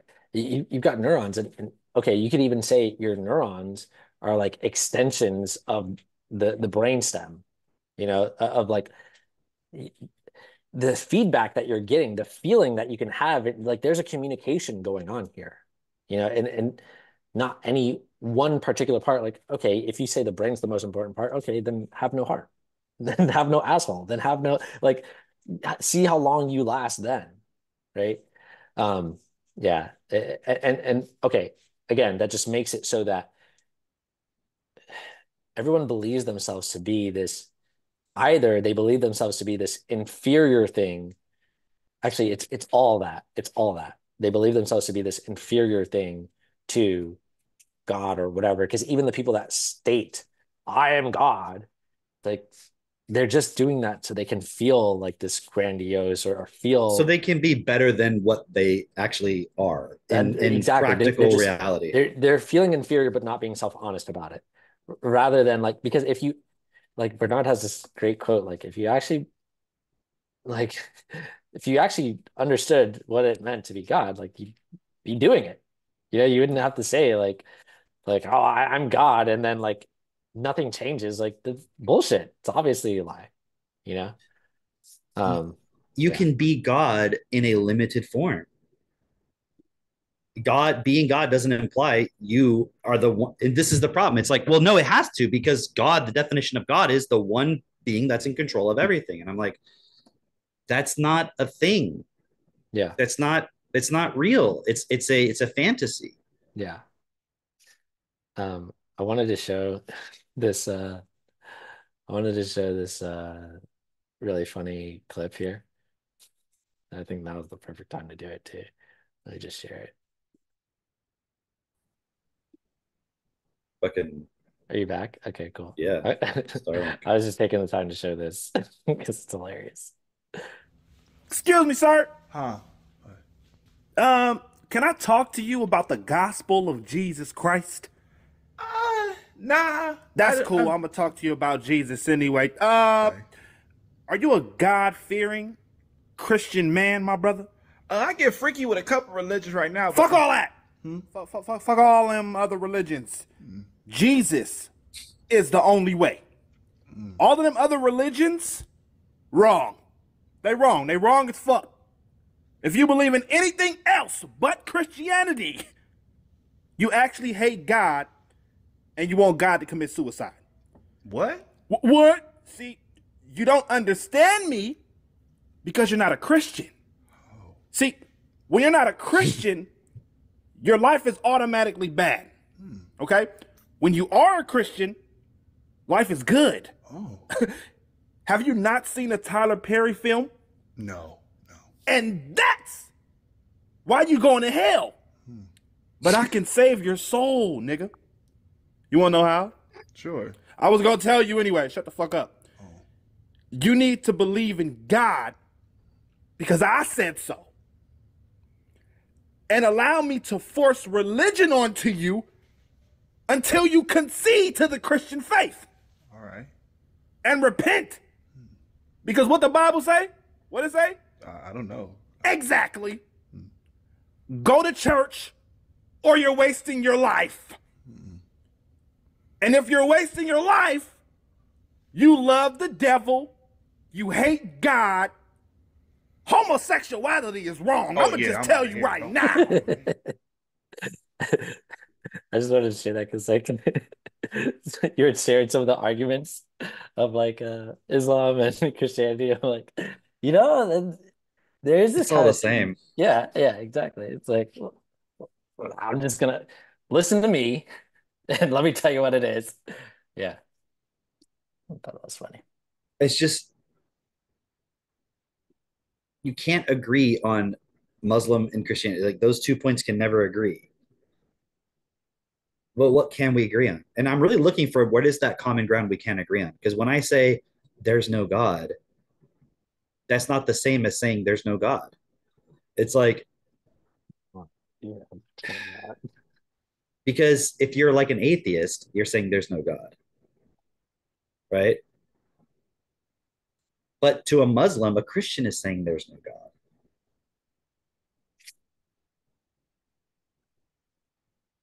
I suppose, but also, okay, yeah, I see what you're saying, but also there's this point of like, well, as long as you believe in a God, that's okay. But they're not okay with that. They're like, no, on the day of judgment, you will be judged. Okay, because talk you about that knew Fœter. there was only one. The Fœter thing? Fœter. Oh yeah, that's good because there's a point I wanted to bring into this. So I'm watching these videos, they're giving all these arguments. And then I found this other one of a guy doing like a Muslim sermon thing where he was saying, okay, I'll just break it down. He was like, you get this objection from people. And if you're not like, a Muslim, I think the word is imam. I think that's like kind of like their priest basically, but it's also like they're a scholar in a way. Like they really study it, I guess. I don't know. But he's like, if you're not really well versed in everything, that might cause doubt. And it's used to cause doubt in you. Like, which is, hey, how do you know you're not Muslim just because you were born in a Muslim country? And like Christians are just born in a Christian country. Like, and he says a person who popularized this or maybe first came up with it was Rene Descartes. And he's like kind of the founder of modern philosophy, like through skepticism and so forth, right? Of kind of like, how do I even know I exist? And that's where the I think therefore I am comes from, right? Mm-hmm. And he made this argument of like a Christian is a Christian because they were born in a Christian country. A Muslim is a Muslim because they're born in a Muslim country. It's not because they actually understand why. It was where they were at. I mean, which is kind of like some people say, right? So he's like, if you have this question, it might put doubt into you of like, well, how do I know? He goes, but you're born with something called the fitra. And it's basically an innate knowing that there is one God. This is how he described it. Mm-hmm. And everybody's born with this. And if you're born into a Christian country, you're programmed into Christianity. So you're misled away from the point. If you're born into any other religion or you're taught any other religion, you're actually taught incorrectly. So I've noticed they don't sometimes they use the word convert, but a lot of them use the word revert. Okay. They say people reverted to Islam because they see it as, no, you're born Muslim, everybody. You were created as a soul Muslim, meaning you were created knowing there's one God, and you've gone away from that truth that's within you. And that's why you have no excuse at the end of the day, in the day of judgment. You have no excuse because you knew it was put into you, like by definition. Yeah. So the whole point of being Muslim is it like strengthens that within you. Okay. That's Doing the interesting. rituals, doing the prayers, it strengthens and nurtures that knowingness that there's one God. You know, Cam, I always knew you were a Muslim. I just looked at you and I was like, he's a Muslim. He's a Islam a phobe. Oh, no. Okay. Well, in any case, he brought up this example. It was like there was some study done that showed that even children inherently believe in God. Okay. And I keep hearing people saying that. So I looked it up. Okay, I'll show you. I was like, well, what is the actual thing? So I found an article on it anyways. I'm not going to read the actual study right this moment, but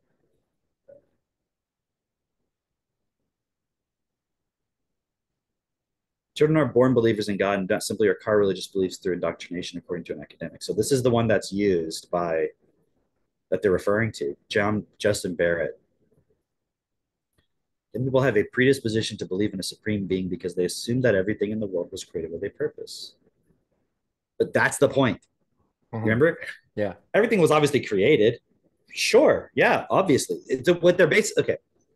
Young children have faith even when they have not been taught about it by family or school, and argues that even those raised alone on desert island come to believe in God. Really?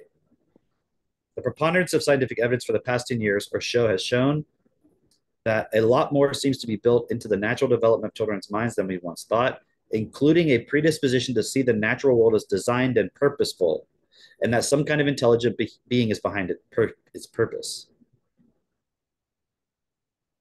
If we threw a handful on an island and they raised themselves, I think they would believe in God. In one study, they show instinctively to believe that almost everything was designed with a purpose. In one study, 6 and 7-year-olds who were asked why the first bird existed, they replied, to make nice music, because it makes the world look nice. A 12-month-old baby, a study showed that they were surprised by a film in which a rolling ball apparently created a neat stack of blocks from a disordered heap. He said there's evidence that even by age 4, children understand that although some objects are made by humans, the natural world is different. He added that this means that children are more likely to believe in creationism rather than evolution. How? Children's normally and naturally developing minds make them prone to believe in divine creation and intelligent design. In contrast, evolution is unnatural for human minds, relatively difficult to believe. So, when the Muslims twist this, and they go see, like, there's even scientific studies that show that the fitra is real. Because you're born with an innate knowingness that there's one God. Like, no, that's actually not what it said. It just said it's fucking common sense to an uneducated child. Uneducated meaning, you haven't been taught the answer to things. It's common sense that when you look at something that has a purpose or that has a design, clearly it was created. Yeah, no shit.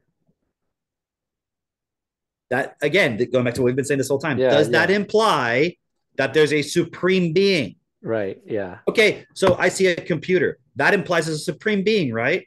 Right, well, yeah. No, a human made that. Okay, well, look at a skyscraper. Well, a human made that. Look at Harry Potter. Look at fucking Lord of the Rings. A human made that. Look at the Bible. God made that. Well, the humans made it, but God inspired it. God made that. It's interesting. Well, okay. We'll look at a tree. Humans didn't make trees, Yeah, supreme being. It had to be a supreme being. It had to be the one supreme being that rules over all and controls all and is responsible for reality. Yeah, that's it. That's the only possibility. That's it. You could say the same thing about computers. If I brought this to a primitive tribe in Africa and they looked at it, they'd be like, a gift from God, wouldn't they? Well, weren't there tribes? Like somebody came on a plane or whatever and like gave them And they some like, food or yeah, some shit. and they worship like this plain God. Yeah, exactly. Exactly. And they're like waiting for that plane god to come back. You know, like Seriously, like we're hungry, dude. When are you coming back? like it's it's that is how people think actually. So, Yeah. but like, I don't know how to get it across. So obviously, it's like we're having a dialogue. It's like, how do we explain to people that yes, clearly everything, even every aspect of our currently perceived reality, clearly was designed and created by something. Well, is that even But that does necessary what? to explain that to people? No. That wasn't the point. Uh-huh. But that doesn't imply there's a supreme being. Yeah, okay. Do you It's think like a it's lack of imagination. yeah. Do you think it's necessary to explain that to people? Uh, Yes, because everyone thinks that either they think no, it happened randomly. There was no designer. They're denying the design aspect because if you acknowledge that there's a design aspect, they know the next logical conclusion is a supreme being exists. Yeah, I suppose. Because I'm like, dude, it could be an advanced alien race. I don't understand why it's not um just looking at okay, even if there was a supreme being, are you actually acting in service of it? You know? See, but I wouldn't even, I can't entertain that argument because if there is a supreme being, that equals inequality is an inherent structure of reality. No, I see So that. you just got to follow it, Yeah. do I what see it that. says, Yeah. because that's what it means to be supreme. Hmm. That's why it's always going to be used as like it's a block to creating a world that's best. Yeah.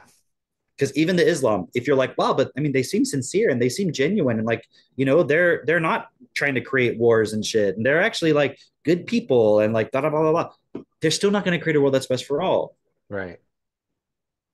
There's Yeah. still an idea that there's a heaven you're going to. Yeah.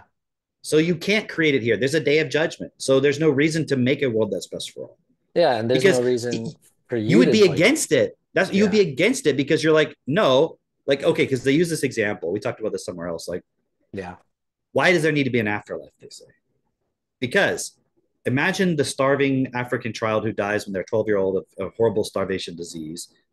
And then there's a 70-year-old guy who dies at 7 years old, whatever. He was a drug lord, had a life of luxury, yachts, beautiful women, Ferraris, mansion, money, everything he wanted, islands, stuff like that. And then he dies. Where's the justice? Right. Yeah. So the idea of an afterlife provides for the fact that there's a day of judgment where the day of justice, the day of like balancing the scales happens. So if you believe that that is a thing in a core part of your understanding of reality and God, and I'm saying, hey, let's actually put the conditions in place so you don't need starving children. And there's no drug lords. Why would there need to be one if we had an equal money system? Why would there be drugs? Why, you know what I mean? Like, and even if there were, it would be in a way to explore other aspects of reality that you didn't know about before. It wouldn't be from I'm taking drugs to hide pain Yeah. that's being caused by a world that's against me. Yeah. You would live in a world that's for you from day one. It's like, can you see how subconsciously, at least, you'd be like, no, you can't, like that. You don't need to, like, there's a day of judgment and that's where it gets sorted out. And like, so then why stop the genocide in Palestine? Yeah. Like, why, like, if you're saying you don't like the suffering, but you also have the joy of the martyrdom, why is it a problem actually? Yeah. You can't square that logic. Right. So, at every level within each of those people, there's some emotional point. Like we said, you're just trying to please your parents. It may not just be that, or it may not be that, it may be something else, but something along the same lines of like, there's an emotional point. It's an Yeah. experience, emotional based point that is causing you to not really go all the way with it. And I'm saying you don't have to say there's no God, but God doesn't imply there's a supreme being. They're not able to expand their understanding of what God could mean. It's either this or that. And both of those, I'm saying, are only going to keep things the way they are. Right. Yeah. Yeah. I'm just looking at that from also the perspective of like, even if you have, because even within those circles, like of like Catholicism and all that, like you can't actually challenge the belief or the the dogma that everybody's subscribed to, you know? Because the moment that you start to challenge that, then like, oh, now you're in trouble. Like the guy that you sent, the bishop that you had sent who was leaking the Vatican stuff. Oh, he's a cardinal, I think. Was he a cardinal? Yeah. Nah, no, let me look Look him it up. up. Look it up. Look it up. Let me look him up. Pretty sure. He was archbishop. Oh, okay. Archbishop Sorry. from and also the Secretary General of the uh governorate of Vatican City State. He was high up there. He was pretty high up. He was okay. Accused Pope Francis and other Catholic leaders of covering up sexual abuse allegations against former Cardinal Theodore McCarrick. Man, okay, so okay. Anyway, this guy basically was excommunicated out of the church for leaking, the scandals that were going on and actually like holding them accountable of like, which is something that you would think you would think everybody would be on board with like, oh yeah, like we want to get that out of the church. We don't want any of that associated. But instead they're like, oh, you're you're basically like, guy. And it's funny because what they excommunicated him on was he was charged by the Vatican with schism, which is basically just a difference in opinion. And then he was declared guilty and excommunicated. And I'm like,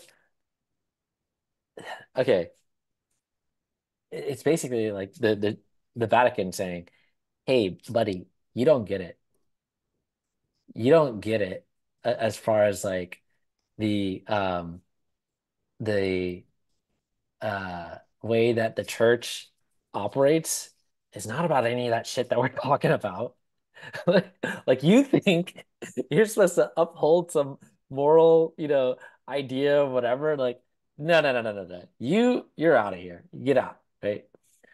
Um, yeah, it's really interesting. It's so obvious. It's like it's kind of like the whole thing that happened with Candace Owens, where it's like you're pointing out stuff that's like clearly fucked, Yeah, and then you like get kicked out, and you're like, oh, so yeah, you're literally just trying to cover it up and kick the person out and tell them to shut up. exactly. It's not Exactly. like oh hey, we're actually wanting to do what's best and like make things good, and like it's like you just see how fucked it all is actually. It's like with like Edward Snowden or something, and you're like, oh yeah, actually it kind of proves the point. Like, doesn't it validate everything he was saying? Okay. Otherwise, you're saying he lied, and then Dude. so what did he Okay, no, expose? Nothing. I did want to get into the Edward Snowden thing because the thing with Edward Snowden. Okay, I'm gonna get there in just a second. I'm gonna get there in just a second because okay, no. I'm gonna say it right now.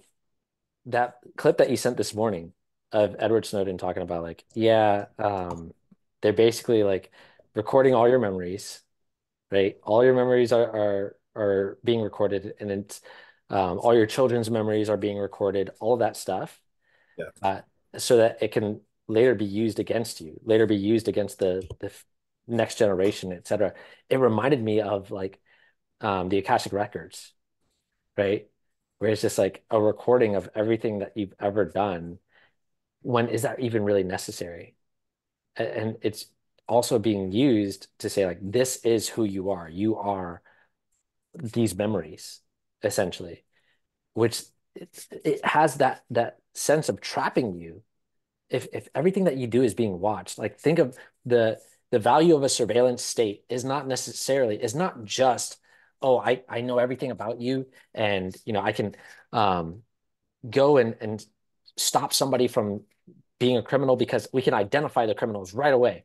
But even they realized that even if their technology is not to the point where they're getting the right person, just the fact of being known to be watched like somebody's watching, even if they're not necessarily watching everything specifically about you, but just the fact that you know you're being watched changes your behavior, right? Even if you are a quote unquote good person, or somebody who's like not going to commit a crime anyway, it still changes your behavior because you're like, you want to act in pleasing like that parent, that God, that whatever, right? It's like why in virtually every religion, God is watching you all the time. You can't escape it, right? He's a dictator. Dude, think of like how weird all these religions are of like, okay, in Christianity, it's like, okay, yeah, Jesus is watching you all the time and he's watching everybody, but also he's not doing anything about it. Like, and then, oh, you got to drink his blood. Like, you got to, like, and this is actually his blood. It's not wine, it's his blood, and you got to eat his flesh. It's not bread, it's not crackers, it is his actual flesh. Like, that is weird. That is or what is it that they do in in Islam? Okay, we're gonna walk around this massive cube. How many times? Do you know how many times they walk around it? I don't know how many times it is, but it's Have you ever been in a above ground pool? yes. Do you ever do that thing with your friends where you go around in a circle and you make a whirlpool and then Oh you pick up your legs and yeah, you fly around? yeah. That's what they're trying to do. I think That's so. it. It's like some That's energetic thing. they're trying to fly. They're like They're like trying to when you put generate your energy legs like to go to heaven or something. exactly. They're like, they start doing it and one guy like jumps and goes, bye bye, woo. That's what they're trying to And do. he like falls back down. They're like, gotta go faster, guys. Jamal didn't make it. Keep going. That's it. I knew it. That's hilarious. Yeah. And man, were we talking about this before we started? Of just like the all the little things that in that interview where they're like the alhamdulillah, all the mashallah, like all that stuff. Like in that interview, it was just like it was. I don't want to say it was difficult to keep up, but it was like, It's like every uh, time they say the prophet or Muhammad or something, they have to say peace be upon him. yeah, yeah, You yeah, know, yeah, or yeah. like every time they say Allah, they have to say something or whatever. And it's It was just like distracting this. at the very least. I'm like, are they speaking English right now? Did I miss something? No, like they immediately will go into like most Islam or what is it? Arabic for a bit and then pop back out of it, you know? Yeah, yeah, yeah, yeah. They just they have like a little psychosis in that moment. Yeah. And then but it's funny because like every religion does that. Like or has like some version of like these weird rituals of like why can't we just Oh, all but Katie is probably like freaking out right now because you said speaking of rituals. See, she's like super giddy about me finishing the Hyperion series because and see, I haven't read it, so I'm not spoiling because I haven't read it. dude, don't I'm not spoiling because I you haven't know read I'm it. like right behind you. Don't do it. I know, but I'm just saying there's she keeps emphasizing this point about how it exposes the point of like religious ritual and Mhm, like what it's really about and like mhm. how it really explains all of this. Yeah. And so I'm just pointing that out because I probably otherwise she's gonna text me in 5 minutes of like, just we gotta talk about happy, you know. So once you finish it, we'll be able to talk about it. But I'm not there yet, Katie. no, I know I'm not either. Yeah, I'm but midway I kind of through can see this now book. where she's going with that. Does she mean like to But finish it's the entire series? Like the all four books or uh just this book? I don't know. I think the next one as well. It starts going into this point of ritual because Okay. I'm almost done with this one. It's not in that part yet, but I can already see based on certain things like where that's because I told her and she was like, oh yeah, you kind of know where it's going basically because I figured it out. But I'm not gonna say. Okay, all right, good. But the point about that though is like you can see a pattern, Mhm. and then you're like, these people over here are just doing that pattern. That's all that's Yeah. happening. Another thing I was thinking about too, and the actual God, okay, that creates reality. If it is the if it is the ultimate Oh, okay. Katie just like made a comment of like all these examples of rituals on like she had sent me a whole bunch of examples. I'm gonna show you one actually. I'm gonna show you. well, let me make this point real quick. Go ahead, go ahead. The ultimate God, that is the actual embodiment of all that is like great, actually. would not create a programmed reality. It would not create this. Like, any more than if I said the computer was created by God. You'd be like, well, no, that's just created by a human. When I look at reality, I don't go, oh, yeah, that must have been the supreme, ultimate, possible God. No, it's actually not that great. It actually could be way better. That's why you believe in a concept of heaven. Yeah. Doesn't that right there prove to you, oh, I guess this reality isn't actually that great? Because is there a better one called heaven? It's not this. So how can you use this to prove that God exists? How can you use something that's inferior to heaven to prove that there's a supreme, ultimate, perfect God? You're lying to yourself.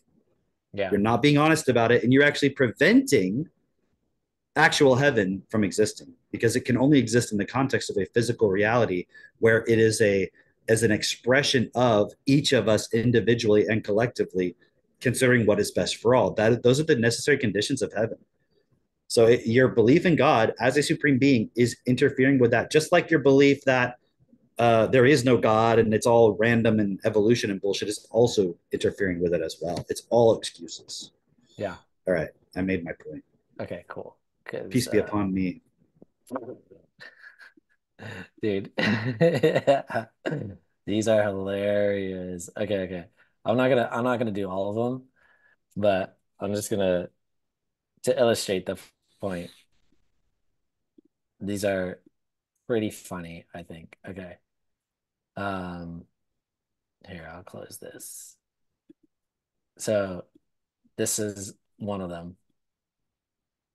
So you know how there's the Sabbath, or as you say, is this a Jew or a Muslim? This is a Jew. Or a cancer patient. So she's like, I drink my herbal tea in replace of chemotherapy. No. How do Orthodox Jews make tea on Shabbos? Okay. Make tea on Shabbos. Hi, my name's Miriam. I'm an Orthodox Jew, and I share what my life is like. And on Shabbos, one of the things we are not allowed to do is cook. When it's not Shabbos, we use this kettle to heat up our hot water for our tea or coffee. But on Shabbos, we use this urn. Because I'm not allowed to use electricity on Shabbos, I can't use this dispense button, but I can push down here to dispense the water without using the electricity. Now I successfully have hot water in my mug. How is it? But I can't add the tea bag yet because it was heated up before Shabbos and then it was kept warm. So there's no electricity being used. All right. Still might be cooking. So I'm going to get a secondary cup and I'm going to pour the hot water into it. Wait, what? Now I can add the tea bag. Wait. The first cup was too hot. So she used another cup. Couldn't she just measure the temperature? Hold on. What, if it's not cooking, how is it steeping? No, you're asking too many questions now. Too many questions. Okay. Wait, but aren't you steeping the tea bag? So you're trying to draw out the tea. Like, what do you mean it's too hot? That just means I would do that even if it wasn't Shabbos, because I'm like, hey, for this type of tea, the water's too hot. And you don't want to burn the leaves. I know. Right. Like, it's a green tea. I need it at 175 or whatever the fuck. Exactly. I went to Tivana too, and it's not chamomile, okay? So now, the science behind this is when you pour from one vessel to another, it cools the water down. So it's no longer considered cooking. And we're allowed to do it on Shabbos. Okay, pause. I have another solution. Just open up your tap and pour cold water into your tea. No cooking required. Why would I do that? You're not going to cook the tea. But I want just start with cold water. I want tea that's not going to get cooked. Like, did you hold on? You're going to take it this fucking seriously. Did you check the actual temperature of the tea after you poured it? Or how do you know that cooled it down enough? No, it was just the act of it. Just the I trust. It's not, I'm not trying to technically not cook it. I'm just trying to act like I'm not cooking it. And just by doing the ritual, God is pleased. Like, imagine having to use loopholes. Like, do you think God cares about this? I can't use electricity. Ma'am, the water got hot. Like, okay. There's Did they not turn on their electricity? There's another one. This is the same. Pause. Wait. I just hold on. Do you remember learning about the Krebs cycle? Yeah. Do you remember learning about like how your body takes like oxygen and like electrons, and I don't remember the fucking details, and like converts that into energy and stores it as sugar, and then you burn the sugar and stuff. Like, you realize your body is basically a machine running on Shabbos. Yes. But we don't want to. But I'm not allowed to use electricity to push a button. Yeah. Do you know what's happening when you do this? No electricity. Holy shit. Watch this one. This one's. Appliances are we allowed to use on Shabbos? Well, the refrigerator, we can't use this feature or anything over here, but... You mean this? We can't do that on Shabbat? Can't use that. It's electric, but we have this feature. 3, 2, 1. Shabbos mode. That's really cool. That makes sure that... Bro, did you know your refrigerator had Shabbos mode on it? Did you know that? Oh. What does Shabbos mode do? Let's find out. Temperature is always the same, so we're not altering anything electric. Open and close, it doesn't turn on or off the light. You use the oven or the stove because... Bro, it doesn't turn on or off the light. Again, that's electric, but check this out. Shabbos mode. They have a Shabbos mode on their oven. Keith? Don't blame this on Keith. He's like, I ain't got nothing to do with this. He's in the comments. I want to know about it. I want to know. That turns the whole entire thing into like a warming oven. We can open and close. It's not altering the temperature. And it has to be on the lowest temperature so as not to cook the food. There is some questions if there's liquid in the food, because the liquid can be brought to a boiling point and then cook something. And again, cooking is not allowed on Shabbos. It's like the most Jewy lawyer, like, I'm not talking about this guy personally. I'm saying like the idea of like, technically, we can't do this. So we did this. So we found the loophole here, and then we did this. And I'm like, holy shit. Yeah. Somebody was trying to call me.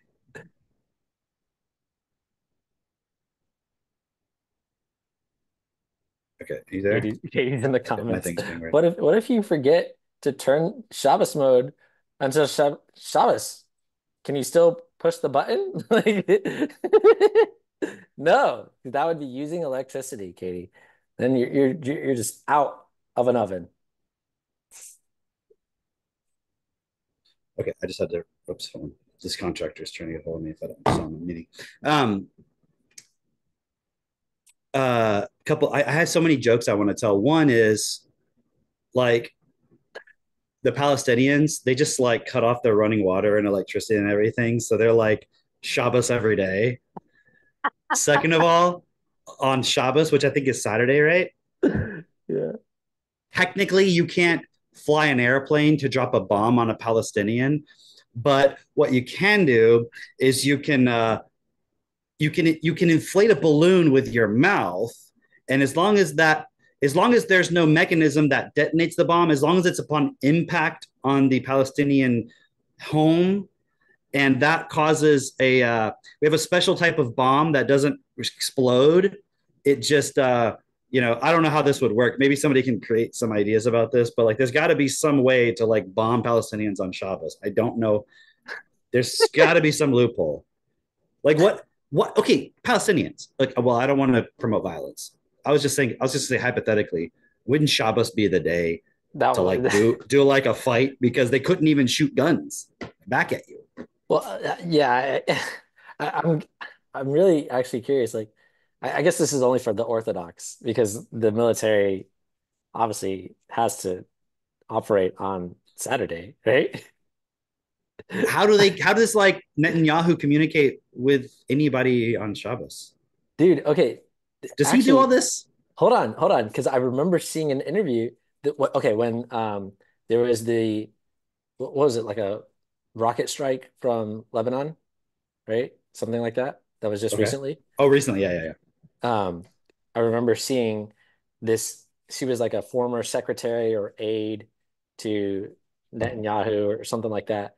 And she was basically saying, when this happened, Netanyahu was at Trump's place in Mar-a-Lago, and he had to fly back even though it was on Shabbos. So, it's really, really like it was like that's a big deal. Like this attack made him fly back on Shabbos. He had to use a plane.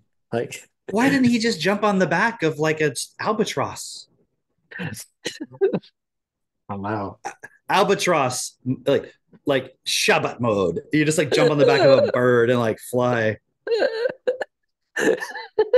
It's so dumb. There's got to be some other ones. I mean, I think we're being anti-Semitic, so maybe we need to be Islamophobic or Christian. We've already What's been the those word for a things. Christian? Antichrist. Antichrist. Is that the word? Yeah. Anti-Christian. I think that I don't know if the Christians have a word for it because they're just like we're What's the word always if you hate? What's the word if you make fun of atheists? um I don't know. Do you want to see the atheist rituals? It's called put on a mask, put on a fucking hazmat suit whenever CNN tells you that there's a fucking virus going around. Legit. Yeah. Go to the museum and indoctrinate your kids with dinosaurs. Yeah. And get really angry if I say dinosaurs aren't real. There you go. That's it. That's it. Now you've upset the atheists. That's it. I really pissed them off. Yeah, and say climate change is not real. Oh, geez. Now you're really upset them. Yeah. Oh. Couldn't a group of beings have gotten together and created this reality? Only one God. Didn't you read that study? Are you not paying Didn't attention? you read the Quran? Yeah, hello. It says only one. Yeah. Didn't you read the Bible? It says only one, even though they believe in three and one. But it's going back to that study, wasn't it really just saying that like everyone agrees like at a young age there's a creator? Of course. It's just like, oh, and then suddenly that anything. means it doesn't prove shit. Like they jump to a lot of conclusions based on, kids say like when you ask them why was the first or where did the first bird come from? Oh, it was probably made to like sing or whatever. Like no, they were saying what's the purpose of it? Which means they see that it doesn't exist in it has like some purpose. So like therefore as a designer, I'm like, but what does that imply? Like, oh, so you're gonna construct an entire theology out of like a 6-year-old's like creative, cute little thing about birds? It didn't make sense. It didn't make sense. Also, what's interesting, you know how you sent that clip of everybody saying JD Vance is weird, like that montage and all that, right? I was looking at that. Oh, because you'd sent the Dave Smith speaking about it, right? And I was just looking at that and I'm like, oh, that's really interesting because he's basically what's being exposed here is you have a way of thinking it's like a church, basically. Like you're indoctrinated with these are our rituals, these are our like the messaging that we say. And it's like everybody repeats the same thing, kind of like how you're saying when you look at all the Muslim scholars or imams like sharing why Islam is the only faith, it's like they all kind of say the same things, right? That's what we're seeing in our media. And to the point that you were bringing up at the very beginning of with Elon Musk going, is this going to influence this Neuralink? Is this going to be used to communicate back to people? Because not even the question of are advertisements going to come through here? Or is it going to be used to communicate back with you, with the user? Even if it's like some feedback of like, this thing is hot or whatever, I don't know, right? If it's giving you some feedback, it's automatically going to be used in that way of sending you a message. it'll have to be designed just like so. I mean, obviously that's proven that it will because like Mitch said about the Meta glasses, I didn't know that. Yeah, it's going to make a sound in your mind, in your head. Right. So how will you know when it's like you're thinking and you're thinking it versus you're actually hearing it? Right. And you're like, why do I suddenly want a Tesla? Yeah. The thing is, Bernard has a really great quote about thinking. Is it? I think. I don't know if I can find it. I'm fucked. I stink, therefore I am. Yeah. No, it was just the point of like stop participating in thinking, because what you do is you create these stories and stuff within you of like what's going on in your reality and who you are and why you're doing things, and it becomes something that you then kind of like can't stop yourself from participating in, like, or at least you feel like you can't. Like it's like, I mean, everyone does this. Like you start telling yourself a story in your head, or you just have a certain thought that comes in, and it's like, oh, you know, the kids keep leaving their cups on the table, and they're so annoying, and like I always have to clean everything up, and like suddenly then it's like you just have this built up anger, and then like the moment you see your kid put something down, you're like, hey, pick that up, you know? And you're like, whoa, what the fuck, dude? Like because you created this whole thing, you know? And that's what we see like with the whole a perfect example of this is the whole feminism, like anti-male patriarchy thing. It's like all of these back chats accumulated over a long time that are suddenly like, yeah, men are the problem. And it's like, you don't realize, dude, a bunch of men put those fucking thoughts in your head back. Exactly. Because like, it's so subtle, I guess you could say. Like you hear these same ideas over and over and over, whether it's through your social media, through the news media, through, you know, parents or, you know, people just saying it or whatever. And then you think you've come to these conclusions on your own just naturally. It's like, no, first off, you have really low processing ability. This is why it's so important that everyone is able to obviously improve your processing ability, but like also be able to just be self-honest about what's going on in this world. If you continue believing in the lies, apparently there's like some hurricane coming. Like this, I'm just watching these trees outside. Trying to find that clip that Dave Smith played. Where is it? Maybe I'll just have to get that. Yeah, just go to his, because I couldn't find the actual just that clip. Yeah, I think Elon Musk had tweeted it, but you can Dave Smith, because I think it'd be good to play just to give context on that. The word of the day is weird. That's it. Yeah. Let me find the actual part where they're playing it. Oh, here we go. Oh, dude. Oh. And then you know what you can bring up? The in connection with that, the whole Olympic boxer thing. Okay, we yeah. haven't talked about that yet. Yeah. So here, let me put this up. I want to give a little bit of his exposing the point, because it's like, you know what I think is weird. And also in connection with that. That's weird. Yeah, go ahead. What I think is weird, every single person in corporate media says the exact same thing all the time about every single subject. I personally find that to be kind of weird. Let's go to this montage, which is going super viral. I know Elon Musk shared this, and I think Rogan shared it as well. So people have been talking about this, but it really is pretty amazing. Let's take a look at the clip. Some of what he and his running mate are saying, well, it's just plain weird. These guys are just weird. That's who they are. As weird and creepy as J.D. Vance. Super weird idea from J.D. Vance. Yeah, it's not. I mean, it's quite weird. Just plain weird. Just plain weird. Just plain weird. That stuff is weird. They come across weird, and then they start being weird. Yeah, they're weird. Being a really weird. He's such a weirdo. Donald Trump and his weirdo running mate are weird. Deeply and profoundly weird. They are weird. These Republicans just being weird, it's just weird. It's really weird. Republican weirdness goes even deeper. He said a lot of things that are weird, a weird style that he brings, weird policies. Let's start with the weird thing, because it is a thing. Just plain weird. What was weird was talking about Diet Mountain Dew. Who drinks Diet Mountain Dew? You ever seen the guy laugh?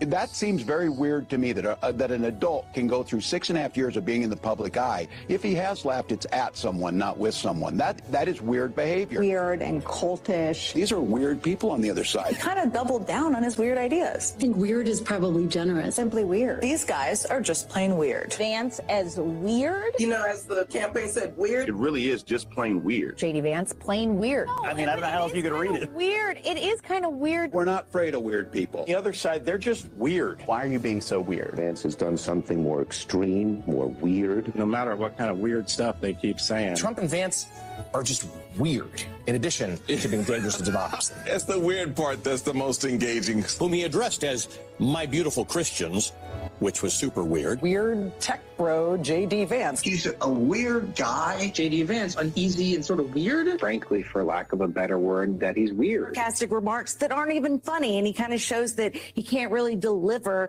a one-liner. So, Sam, weird is the word here in terms of initial impressions from Vance. Weird is the word.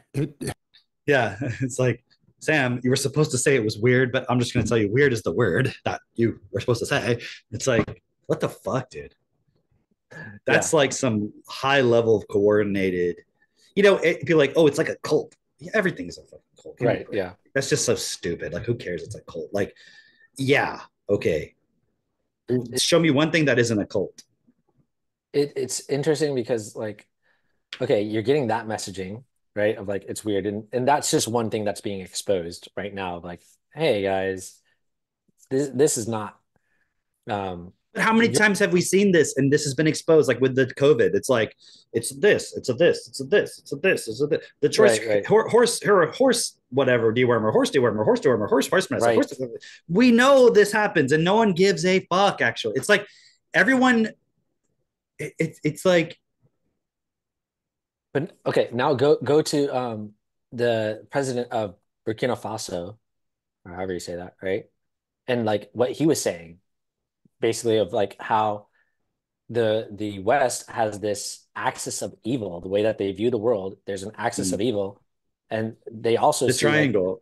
Like, yeah, no, it's a triangle. It's a triangle. You right, have the West, which is like the God. You have the what was axis the other of one? Evil, and then the axis of slaves. And the slaves. Yeah. And he's basically just like, look at the movies. In every movie, you know, so you have the good guys, the West. You have the evil, Iran, Russia, China, whatever. And then you have the slaves, Africa, South America. That's what. Yeah, exactly. Right. And so it's true though. Like we're getting that indoctrination and thinking. How many people think of Africa of like, oh, those poor people over there? You know, like you're getting a media bias. But imagine then thinking, oh, the answer is we all have to get back to God. Like, how does that solve it? Yeah. Meanwhile, the evil people realize there's no God that's gonna fucking do anything about it. So you're literally just not gonna change it. Yeah. Like, you know what's weird, by the way? I wanted to say this. You know, I can't cook water on Shabbos, so I have this. Like, that's fucking weird. Yeah. And then to think that somehow is connecting you to the divine, supreme, greatest being. Or hold on, let's pull up the other thing. What's that thing called?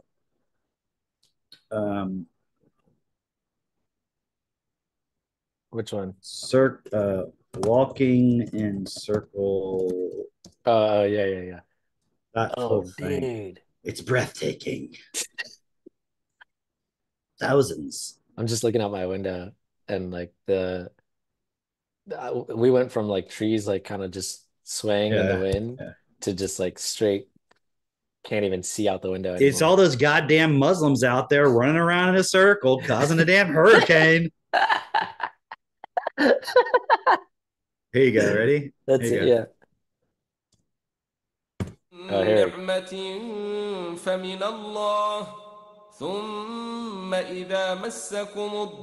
now speed it up. Speed it up. Put it on 2x speed.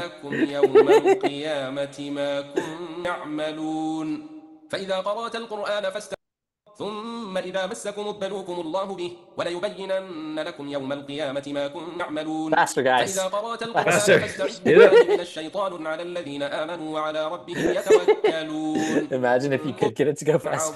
كذب هذا Just walking around in a circle. أنه خلق السماوات. You know, I used to have to do that in school at recess.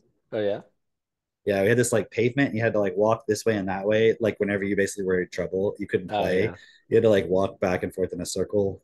Also, we had that in military school called doing tours, I think, or doing it's called tours or something. Doing you had tours? to like walk. That's hilarious. You basically had to like have your rifle and your uniform and walking around in the hot fucking New Mexico sun, like around this big square because you were being punished for something. Yeah, I need you to go do a tour. Like, yeah, in service of your country. I did it. I did a tour in the desert. You know? Yeah. Hilarious. I did quite a few tours actually in my day. That's so funny. Okay, all right. Now, okay, look at what was it we were talking about? The boxer from Morocco, right? Who share what you shared because I didn't hear that.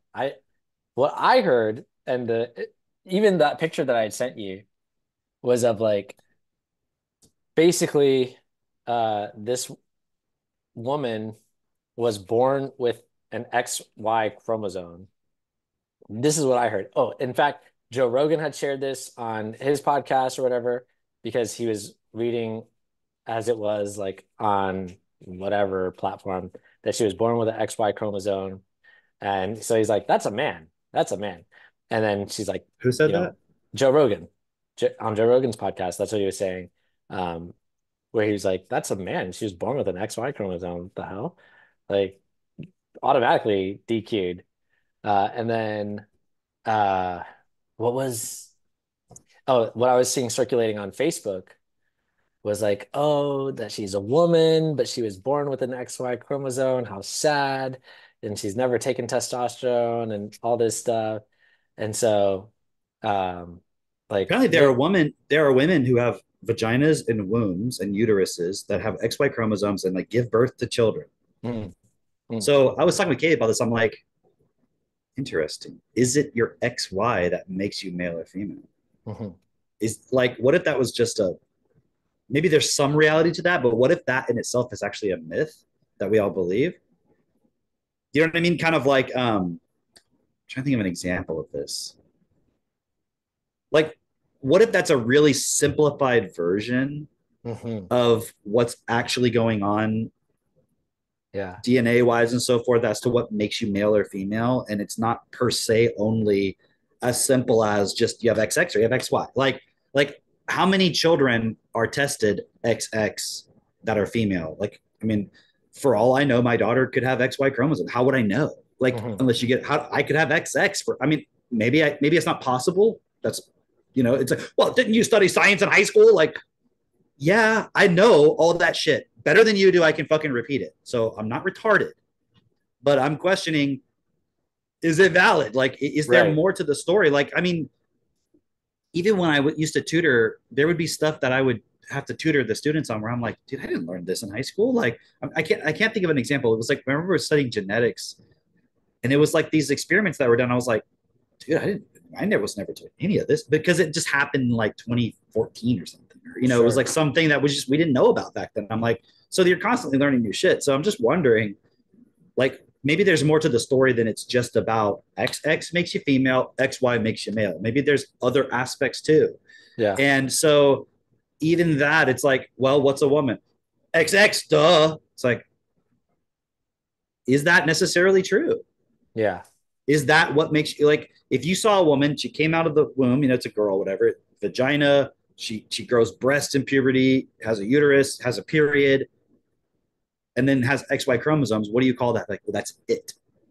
It's like, well, I mean, okay, but there is no such thing as an it, right? There's either male or female. That's what you're saying as like the conservative, et cetera, right? And it's like, yeah, anyways, I just, yeah. Yeah, I called like intersex or something. I don't know. Like, sure, but you didn't know it was it or an intersex until there was something off, and then you got it tested. Right. Yeah. Like the whole story I read was like the girl growing up wanted to box and the dad wouldn't let her because that's not for girls. Mm-hmm. Because he had a daughter, as far as he knew. I mean, I would agree. Like, I mean, I'm not trying to make a statement of one way or the other. It's just like when I saw the whole story, at first I was like, dude, I can't believe this fucking woke bullshit in the Olympics. They're letting these transgender people beat up the women. It's so dumb. And then for whatever reason, I don't remember why, I just saw, you know what it was? I started seeing people sharing this thing about Mike Tyson says he would fight that person and give all the money to charity. And then I saw people sharing that of like memes of Mike Tyson with a wig and people going like, oh, I'd love to see that. Yeah, beat his ass and all this stuff. And I'm like, it's like Jesse Lee Peterson said when I was listening to him and his guys talk about the whole thing with Amber Rose at the Republican National Convention. Yeah. And she was saying it's all love. And people were like upset about that as if she was justifying gay, whatever. And Jesse Lee Peterson was like, all those people reacting, he said none of them have love in their heart at all. Mm-hmm. You know, and that's what I see too with like the people going like, oh, get these men out of the women's sports. I'm like, at the same time, I do agree. Why are you having men and women compete like and then pretending like they're women? Like that's all stupid bullshit. Like pretending just because I have a mental fucking disorder, now I'm going to pretend to be a woman. So, but now it's exposing the reality of there actually are people who don't fit into the binary. Yeah. That doesn't mean, therefore, the people with the mental fucking disorder who want to be a woman and leave their kids and wife and, you know, all that bullshit is valid because they're trying to use this other part, this very small percentage of things to justify this other part.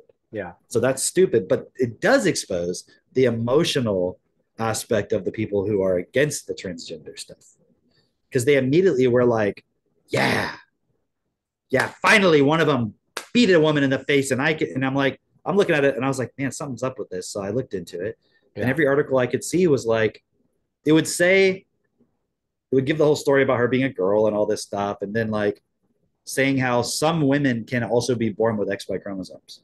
Mm-hmm. I never saw something, although maybe it's come out now, definitively saying that she was born, she, he, whatever. I don't know the reality of it. I'm just going based on information. I don't know. It could be a fucking guy with a dick for all I know. It could just be a propaganda lie that it was like a girl that was born a girl and they just made up some fucking story, just like they made up shit about all these people being raped on fucking October 7th or whatever. Like, you know what I mean? Like, it's just, oh, they decapitated all these babies and stuff. Like, it was a fucking lie. Yeah. Anyways, so it could all be lies. But I haven't seen the actual, like, no, that's a lie. Here's the actual story. It's actually a man. He transitioned at the age of 12 or 15 or whatever and went into boxing. And it's actually just a man pretending to be a woman. If that was the case, the left would just say that's the case. Right. They would just be like, how dare you say this isn't a woman? Right. Yeah. Yeah. But it's like, suddenly the right got exposed. I was like, you just actually want to hold on to your bullshit.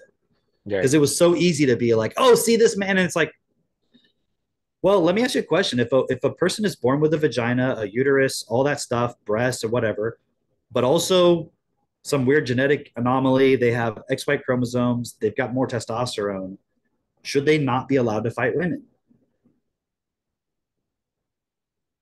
Like, if we even accept that it makes sense for women to be boxing and us, and Katie made a good point. She was like, all the people who are like, I can't believe they let this man beat up on this woman. I'm like, she was like, yeah, but you're just jerking off to two women beating up on each other. Yeah, right.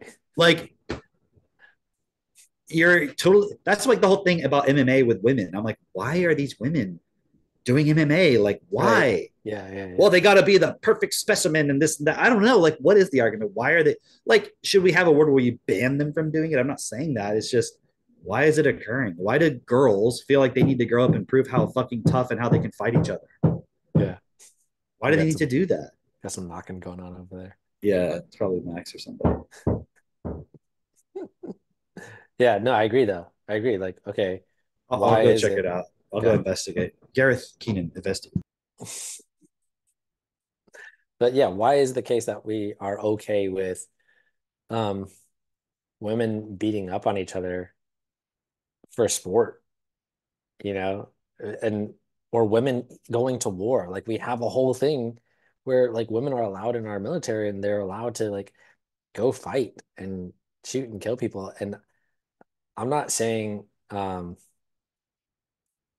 that they're not capable of doing that, but I am saying like, why would we want that? You know, like why would we want? But like we don't even want men to go out and kill people, right? But it somehow has become this like, oh, but equality means everyone gets to be just as evil, essentially. Like that's what is being advocated for. It's like everyone gets to be just as evil to just kill whoever. It's necessary. It's a necessary evil. And it's necessary to make everyone enjoy the evil as much as possible. That's basically what we have, you know? Yeah, it makes no sense. Also, like I was talking with Avery about it, and like he made a really cool point, which I agree with. Like, imagine like an equal money system. Like you can pursue anything. There's no, you're considering what's best for all. Like sports are a cool way for like, especially the masculine like aggression point to like be used in a like an effective way that's not like harmful. Like into like, it's like it's good to get exercise also. It's good to do things and to see like what's possible and all that stuff. Like there's nothing inherently, I would say, wrong with like the guy who's pushing the 4 minute mile and seeing what there's also a lot of, I think, damage that can be done to the body over time, but I mean you're gonna die anyways. Like I knew like an NFL guy in a family friend growing up who played in the NFL, and like he had terrible fucking knee problems and all this stuff. Yeah. But that's his choice, I suppose. But I can see a context where like competition in sports is really cool, and it's like there's a competitive drive. Hey, let's direct that, right? But in the current context of the system as is, there's just so much where money interferes with it, and the need for recognition and fame. And then it's like instead of directing all of that aggression and competition in a way where it's like cool, actually, it's just using it to get people to focus so they can sell you like a Bud Light. Yeah.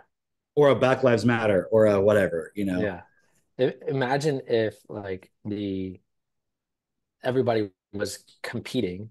I think I say kung fu fighting.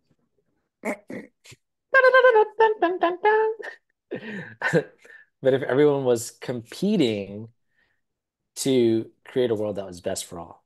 Oh, see? Now. Yay! But you know what I mean? Like using that same sort of like, man, I want to express like how good at this I am, or how serious about this I am. Or like you had sent this woman talking about preterism. Yeah, preterism.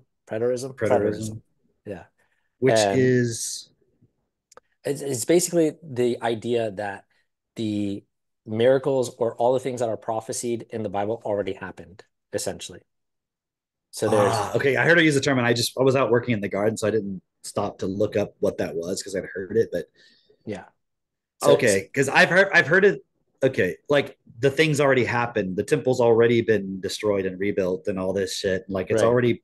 I was talking to somebody recently, and they were saying like all this stuff in the Bible actually already happened. So all the Christians are actually worshiping the wrong thing, and all this stuff. And I was like, okay, yeah. So now I know. Okay, yeah. So that's like basically, I guess she's trying to go down that path. But either way, everything that she was talking about, like the eschatology and like how excited she's getting about being able to have this conversation.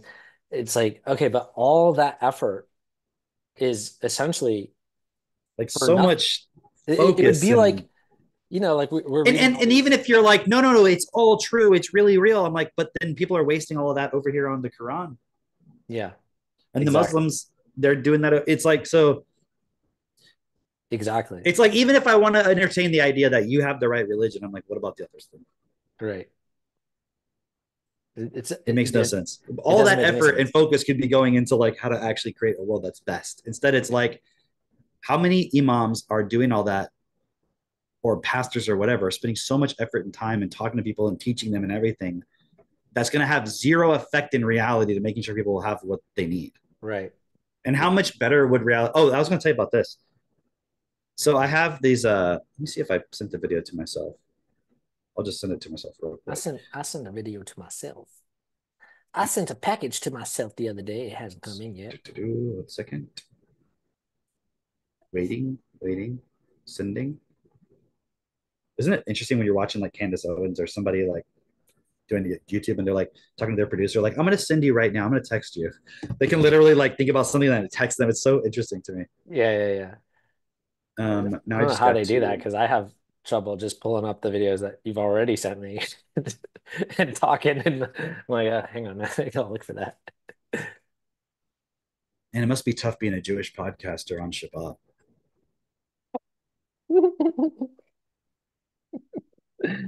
So I speak, but since I'm not allowed to use a microphone, I speak to my goy, and my goy repeats everything that I said.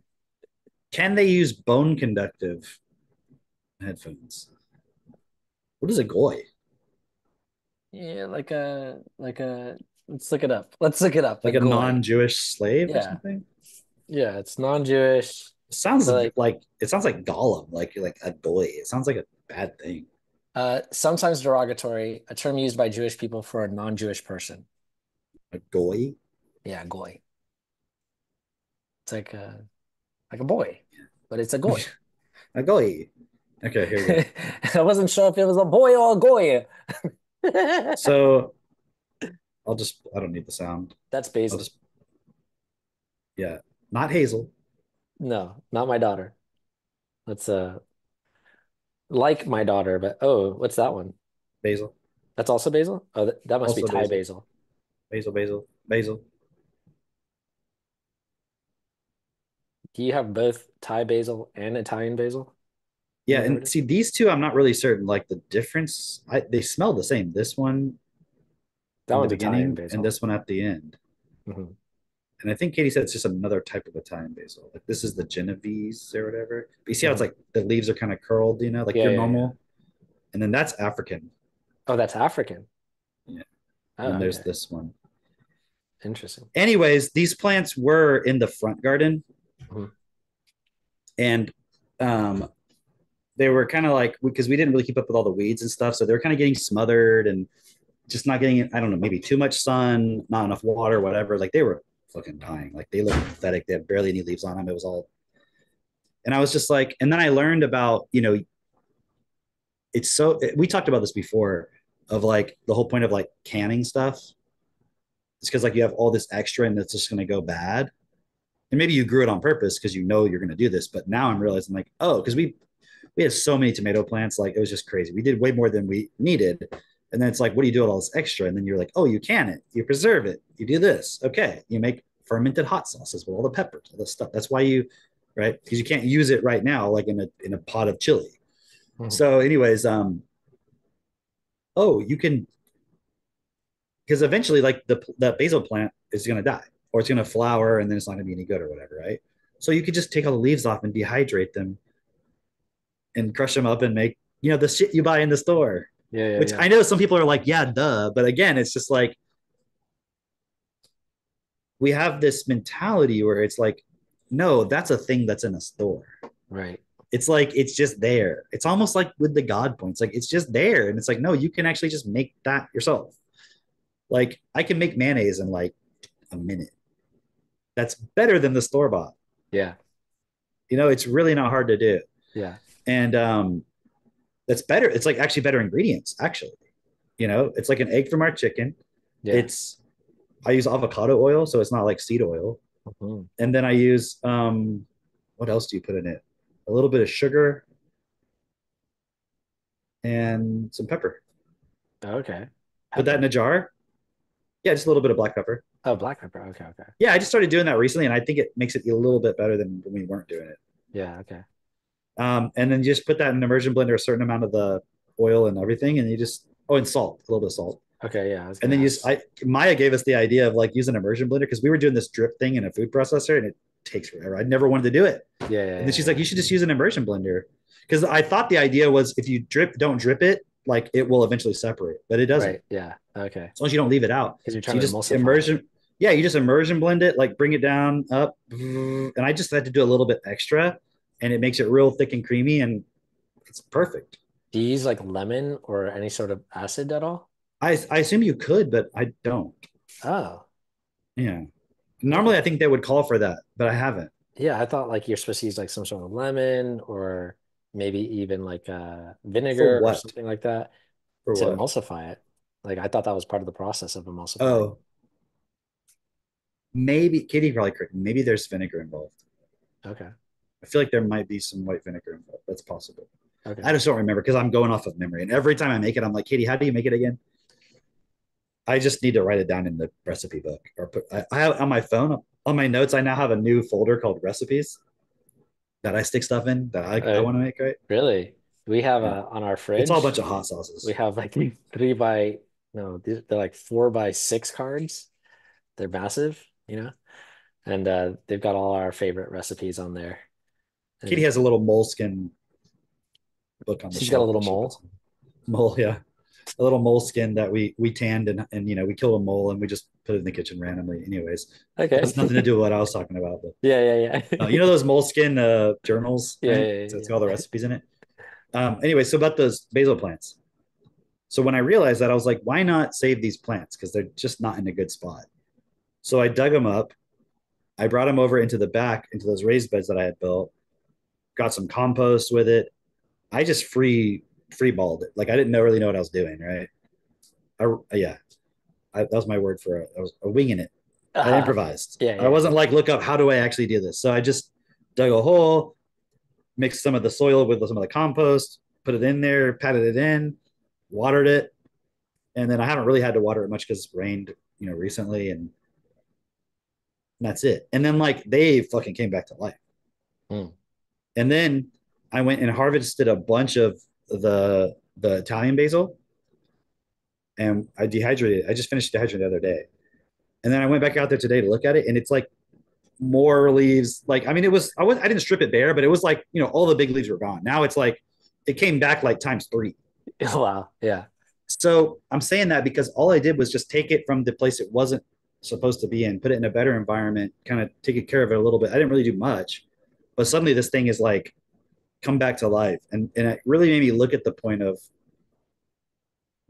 by just changing the environment slightly in our world, it can just go to a whole nother level. Like part of the reason why we need religion that we think we do is because we're looking at the world as is, and it's like it can't be better than this. Yeah. It can't.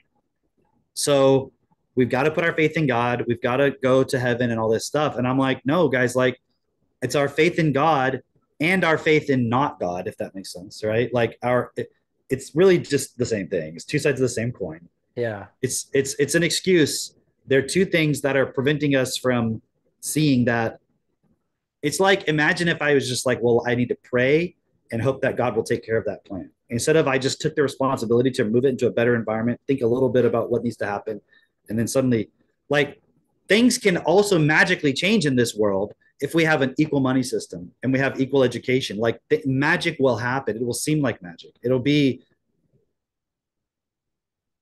You think everything is amazing now, like when you look at, you think this world is proving that there's a miracle. It's a miracle that proves God. Like you haven't seen anything. And like I could just use my imagination slightly to know that without even being able to see what it would be. It's obvious because like that plant example, it's like that plant that was in the ground could be an atheist. It could be a lazy welfare recipient.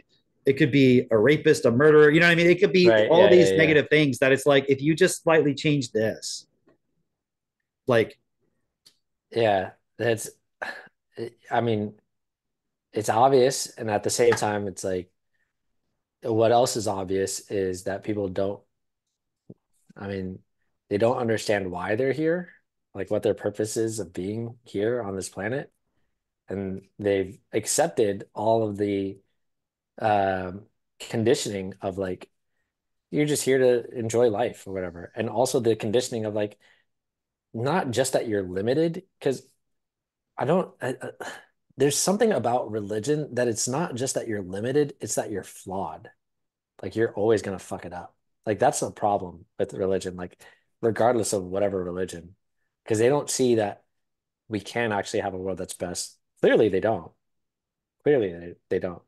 And they blame it on free will, which means that, okay, so you think that inherently we're all flawed. So you've created this idea of a like this creator who's all perfect, all knowing, all powerful, all this, and yet that creator creates flawed beings. Like it doesn't, because we had free will. It's not because it's a flaw. I'm like, it sounds like free will is a flaw. yeah.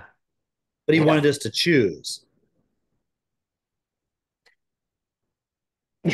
The only way to really do that would be to create also where there's no consequences to our actions, because then we would have to really freely choose it. Right. Otherwise, we're being coerced right through our own choice into not making the choice anymore.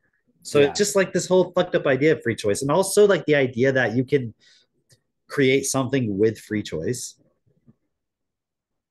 You can't. Like, you can't create something and give it free choice. That doesn't make sense. Mm-hmm. You know, it's like it just has free choice. Like it's just you either have choice or you don't. Because if you're saying it's a function of your design, yeah, then it's really still just a program. Yeah. It's yeah, really yeah, still yeah. just a function of your design, and it's not really you choosing it. It's hard to explain that, but it's like, yeah, it's not what you're claiming it to be. yeah. It's almost like I don't know, like you could. And why would God wait thousands of years or millions or billions perhaps? Because the Muslims all agree the Big Bang happened. So they agree, I think, that everything was billion years old. Oh. And why would God wait that long to give us the miracle to tell us that there's a God? Why would he allow our free choice to go on that long? It seems like you're saying like a faulty program of like, I mean, if that's the way that it's actually thought of, it would be But like, also, isn't the true expression of it to like stop choosing and like to just submit to God? See, I don't know what the actual Muslim take on free will is. yeah. I don't know if they agree with free will. I'm gonna look it No, up. remember because I would think they don't. We watched that imam who was just like, yeah, everything is already predetermined by God. Like God made this happen, he made that happen, and you are just like you earned the consequence of whatever it is. Like it didn't really make sense. That Let me also see. did not make sense. Okay, here's Reddit Islam. But again, it's just people saying their opinions. Well, let's just look at it. It might be interesting. Katie says, metamorphosis of prime intellect is the perfect example of true free choice. I agree with that.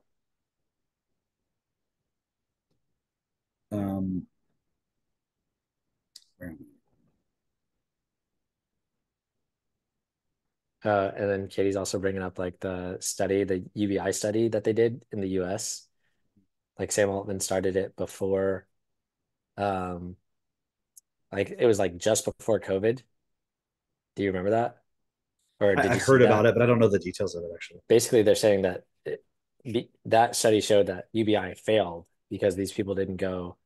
They ended up making less money because they were essentially what they were saying was like they became dependent on the UBI. But I think they were only giving them like $1,000 a month, something like that. They chose 1,000 people, give them $1,000 a month, which is like, But okay, you're not also, really if giving the them argument is much. that they became dependent upon it, like, what's your point? We shouldn't do it because they're gonna need. Because what are you saying? Like, they didn't go and like create something out of it? Yeah, Who did you give it to? just the average person. Really? People who didn't need it. Oh, people who apparently did need it. Yeah, Which what would mean, Katie, in the context of the current system, they're probably uneducated to a certain degree and they're not creating their life. And so you're only doing it with the poor people. And then you're proving that the poor people don't have an education to create more. Like, it's just like, it's like almost like to sabotage the idea of it in a way. yeah, Katie was saying that they said it failed because the participants made less outside income. They didn't go get a job. So the measure of effectiveness is, did the people still work or pursue their meaningless jobs? Like, which is basically the same thing, right? Why is that the measure of it? Like, it's just like they should have measured, were they less stressed? You know? Oh yeah, definitely. Yeah, but who cares about that? Okay, I want to, dude, before we go on to that, let me just share this thing real quick that Sam sent me this morning. Good. I didn't read all of it. Yeah, I mean, I read through it, but there's probably a lot more to it, I'm guessing. Let me share this because Katie's gonna love this. I didn't tell her about this. Oh, he sent me this because Sam has experience in the whole capital raising world. Is private capital the missing piece in $125 trillion energy transition puzzle?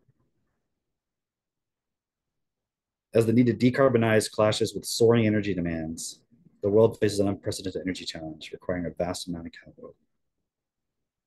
And then they make the point about there's the question of how to fund new sources of renewable energy and build the accompanying storage infrastructure to support those new sources. Second, the world must modernize power grids to handle more demand stemming from things like the proliferation of electric vehicle charging networks and power-hungry data centers fueling digitalization and AI adoption. So I was just sharing this from the perspective of they're talking about $125 trillion like puzzle. Like that's how much more we need. 125 trillion. They're just going to print it. At the end of the day, that's how our system works. And they'll do it. That's also why we've been saying like Trump will get elected. I mean, I can't predict the future. If he gets elected, it's going to be because of this. It's going to be so that this happens. So it could go either way in my book. It just depends. Right? Yeah, it's a question of how much of it is pre-planned, controlled by one group, or is it actually people fighting over? I don't know that level of how that thing works. But if it's just based on the system itself, yeah, it wants to upgrade. Mm-hmm. It wants to upgrade. It wants to, for sure. It wants to control everybody through AI. It's going to make what Edward Snowden's saying like nothing. I think, okay, here's what I'm thinking. Because like you're saying, I can see that point of the system wants to upgrade and all of that. But I'm thinking that they can rally all the tech people behind Trump because they've already got Elon Musk. He's on the side of free speech. So he's got all those people and all the big tech names like Peter Thiel's connections, all of that behind Trump. There was the two biggest or one of the biggest venture capitalists in Silicon Valley is behind Trump. And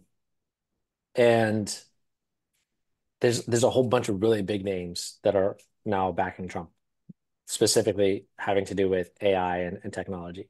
Yeah. And they also, according to this guy who was being interviewed by Tucker, he was saying that they think that Kamala, whatever her name is. Caramel. The caramel woman. She's kind of black. They think that she is stupid when it comes to AI and all that. They think she's just stupid in general, but especially with AI. But I can also see, because I was telling you the other day, like seeing that rally with Kamala Harris, she's like, talking about like, oh, Quavo has, I saw that, yeah. And like walk it like I talk it, and like the whole crowd's like going crazy over this. And she's just trying to get the illegal immigrants. The illegal immigrants. Who is Quavo? Mexican or something? No, he's black. Quavo's black? Oh, I just assumed it was Mexican. Hilarious. He's part of a group called Migos, right? But they're black. Isn't that Mexican? They're all black. They're like black. Black? Yeah. Migos sounds like something I'd put on my eggs. Amigos is like amigos, like friends, right? Oh, isn't that like there's like a Huevos Migos? Isn't that like something you get at like First Watch? Oh, no, that's ranchero. Yeah, but I thought there was like a Migos thing. Christine says Mexican brunch. No, so anyway, yeah, he's a rapper. He's a black rapper, and but you're saying amigos. That's kind of more leaning to my point of it makes sense that they'd be Mexican. Yeah, no, they're definitely like a Spanish word for sure. Yeah, like, but they're black. Yeah, they're black. it's the way that they set this up in advance that she could identify with the black Migos, but the Migos identify with the Mexicans. So it's like a way of getting the Mexicans while she's pretending to be black. I don't think so. Because okay, what she was saying, she was implying that like Trump isn't like going to do what he says he's going to do on the border. Yeah. Which also made it seem like she is going to do something about the border, like something significant. Meanwhile, she's the VP right now, and they're not doing shit. I don't know. It's Like, just, it doesn't make she's sense. just talking to low IQ people. Exactly. But what I saw was when the crowd went wild, I was like, that's something they could never do with Biden. They could never. Sure. Oh yeah, totally. I agree. Yeah. You know, like No, she's definitely more lively. She's more like, alive. definitely. She's actually alive. She's actually alive. She is alive. Unlike Biden. Unlike Biden, who is currently probably not alive. Not alive. Like, he's at least not there. It's a weekend at Bernie's for sure.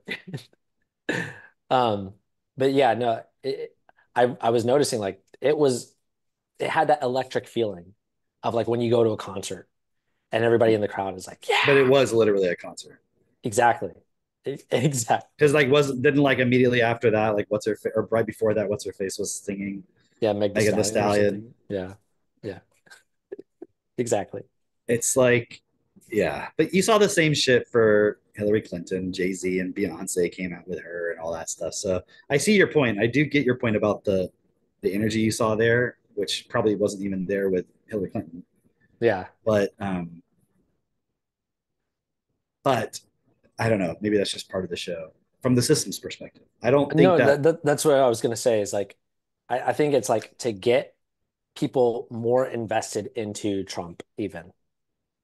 Like you need energy on both sides. You need conflict. You need all that. You got to see that there's another team there, and they're like, oh, they're coming out strong. Oh, okay. It has to be like, yeah, you really want it whenever to buy in. Let me go back to this thing I was going to show earlier. Okay, and then we can wrap. Yeah, I know, but so here's what we're talking about. If everything's written, how can we have free will? Allah knows everything. What choices are you going to make? What will be the consequences? Okay. Your decision is made by you. Allah knows it, hence it's written. The book exists outside of creation. It was written before your existence, long afterwards, during this. Time has no meaning. You do not know this book, however. You have not read the book. You do not make your decisions based on this book.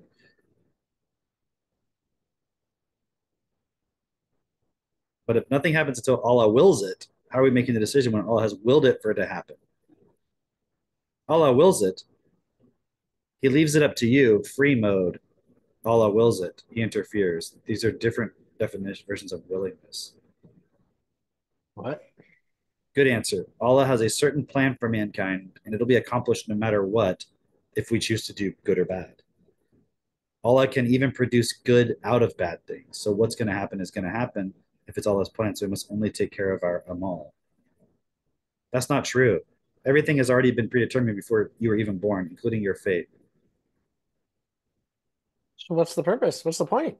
Well, a good analogy. All I can say is how Allah can see and be everywhere, so he knows what's going to happen. He can give you a better chance of obtaining a horse, but it's your choice. If you don't put a leash on it and you let it run away, then that's on you. But don't worry. Allah wants the horse in the stable, so it's going to get in the stable anyways. Everything happens for a reason, but put a leash on your horse. Why? Proving we still have the decision to do the right thing or not, to even learn more or don't. It's our choice. Allah Swit just knows what your decision is because it's omnipresent. Does any of this make rational sense? No, it's all contradictory. There are various models of free will in the Islamic tradition, but many scholars have their own views. But in my so they don't even fucking agree. I gotta watch these videos now. God damn it. This is the wrong approach. Once the game begins, one must play. We do not have to justify the existence of the game, only your own actions. Know that we will meet our Lord and will be answerable for our actions, not their outcomes. Their outcomes are in his care, but our intentions when we act are in our responsibility. How will you play the hands you're dealt? Okay. You know what it sounds like? Hold on. So we're playing a game of poker. I got like a 5 and a 8. You've got pocket aces. You're fucked. Unless you We get keep bluffing. But you got the pocket aces. 2 aces show up on the fucking flop. Or what's the first one? Right? on the turn. No. Are you, no matter how fucking good I'm bluffing? On the river? What is it? I don't know. Like the first one. Yeah. Okay. We're playing Texas Hold'em. Yeah. Okay. Yeah. You've got pocket aces. 2 show up on the first thing. Is there anything I can do to beat that? Let's see. If you had a 4, 5, and a 6. No, there's no way. You can't. What beats 4 of a kind? Royal or straight flush. Yeah. Okay. Let's say you have a royal flush and it's like ace high or king high, or whatever the high one is. Like you have it on the fucking turn. Okay. The only way for the person to have beaten you would be to totally fucking bluff you before anything is turned over, I guess, when you're first starting. I don't even know if that's possible. Yeah. That's the only way. Because otherwise you're not going to fold. You got it. You know that you cannot be beaten. Yeah. How does this other person play their hand in any way? It's like, just play it the best you can. But what does it matter? God's going to sit there because he's only letting people who are really good at poker, even if you lose. Like, is that what? Like, it's just, this is what people pass as like, no, this is it. This is what makes sense to me. Yeah. Like, this is what I'm going to put I'm going to bet everything in reality on this. Then compound this with the fact that the creator of the game, the one in whose hands is in control of everything, has knowledge of how every single possible hand could have been dealt. And he loves you and provides for you. No, he doesn't. And is more compassionate to you than your own mother. This kind of sounds like the first part, like once the game begins, you must play. The card he has, go ahead. It sounds like Jumanji. You ever watch? Oh, is that how it works? I don't remember it. Like he rolled the dice and like, oh, now you're in the game. You can't escape it now. You can't escape. The cards he has dealt you are the best possible ones for your salvation. You have to just trust that. But how do I know that's true? You can't know it. You won't know it. You just have to believe it. Okay, but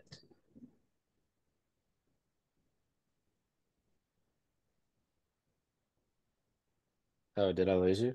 No. Sorry. Just like, isn't the whole point you're trying to convince somebody? And then their get out of jail free card is like, no, because you have the fitra, so you knew. Yeah. Then what's the point of all the Quran and all the other stuff and all the whole point of it is to give you the information and guidance and explanation so you can believe it. But at the end of the day, if it just comes down to, look, God, like you're a child being raped by your uncle or something. Like I watched this. I'll probably send it to you. I don't know if it was it wasn't one of the what's that thing called, the guy who interviews the people on the streets and they're sitting in the chair, that thing. Oh, okay. They're always sitting like in a room. It's like they're not on the street literally, but it's people.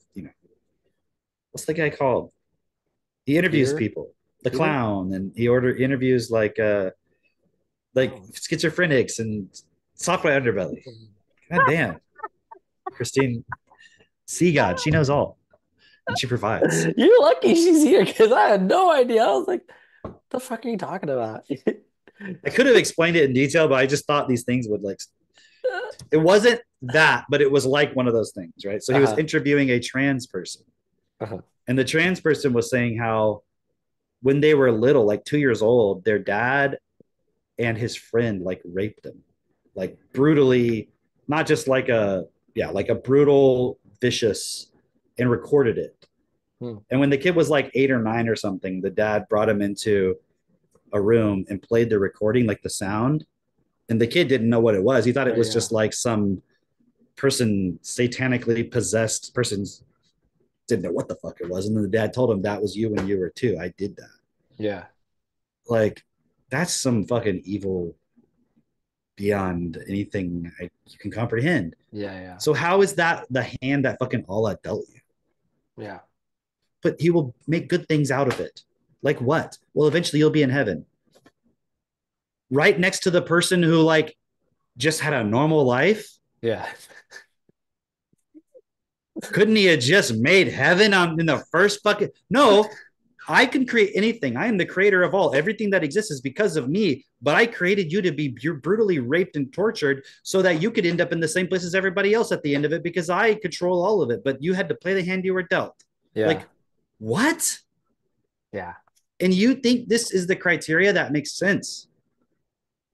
And then they hide behind all these positive emotions, like you were saying. And it's like, oh, but but I get all these good feelings from all this, and I wear the robes and I pray and I walk around in the circle, or I have the rosary and I do all that shit. And it's just like, none of it's going to change anything. And then you're sitting here, actually, you're the one allowing that child to be raped because you're like, I'm not going to fucking create a world that's best for all because there's a day of judgment and all this other bullshit. It's just so fucked. Right. Meanwhile, the elite, you can sit here and blame, like that one guy we like to listen to, who's the Muslim guy who wears the suit, the old guy, older.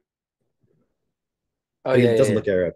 Yeah. I forget his name, but like, he's really good at like analyzing the West. Kind of like sits like this, and he's like, Yeah, the he's like- West. Yeah. But it's kind of like, oh, they're starting to realize the Muslims and the Arabs, like they, need to be negotiated with. And I'm like, no, they don't give a fuck, dude. Like, Right, do you think BlackRock and Peter Thiel gives a shit? They're gonna win. They control the banks. Your religion is a religion of mind control, slavery, obedience to the higher power, which doesn't exist. And Plus- guess what? Spoiler alert. Read Hyperion. Also, what those people are doing behind closed doors is like it's the same fucked up shit. It's like you're not any better. Right. All the fucking Like, you're- kings of you're Saudi Arabia and all this shit you're are all smoking, you're doing whatever. I know it because I fucking talk to Muslim people and they all say that and they're all fucked up in the head and they're all have anxiety and they're all so they're like, oh, but it's the only religion that brings you real peace. And I'm like, you're full of shit, dude. Like, you're just like the pastor saying the same shit up there at the Christianity of how the priest of Jesus comes down upon. It's just all fucking bullshit upon bullshit. Yeah. It's a heap of bullshit. That's why I said I stink, therefore I am. Because it all stinks to high heaven. Yes. Cogito ergo. What is the Latin word for I stink. Latin translator. Here we go. Hold on. We almost time. Whoops. Hold on. I'm gonna do it in real time. Let me give the real time breakdown. Let's do it. Let's go. I stink, therefore I am. Here we go. Oh, I've never seen. What is this letter? F-O-E. That's the letter that like Umar. Yeah. Oh, it's the O with the dots. I think so. That's the same. It's like the O for egg. Fœter. Yeah, I think it's yeah. Well, whatever. Yeah, here it is. A Latin alphabet grapheme. Yeah. It's a ligature of O and D. Yeah. So, anyways, I think we've got our. Hold on. I stink. Therefore, write that one down, Christian. Fœter ergo sum. F-O-E-T-O-R. Fœter. Why am I writing this down? I stink, therefore I am. Fœter ergo sum. Fœter ergo sum. Fœter ergo sum. It's the only truth that exists. That's a we all shit. We all shit. Does Allah shit? Does Jesus shit? Does God shit? Jesus does shit for sure. Yeah, they take massive shits and then we call it the earth. But like my cows take massive shits and then the chickens scratch it up and eat the larva and then the plant grows back way better, like the grass. Yeah. And you got to be careful of those mushrooms. I know you guys go out harvesting from you guys usually I don't get eat the those woody ones. You get the woody ones. Yeah, I don't eat the ones that grow from the shit. I'm sure you could, like some of them anyways. No, you don't want to eat those. Those are psilocybin. Oh. trying to think of some jokes. That's why the Quran is making so much sense. Dude, take some mushrooms and read the Quran. Oh God. All right. I think that's good for today. You got any more you want to say? Good, because you had like 3 hours. So I'm sure I have more. I'll have more next week. I'm sure you will too. all right, y'all. Well, we'll see you all next week. Bye.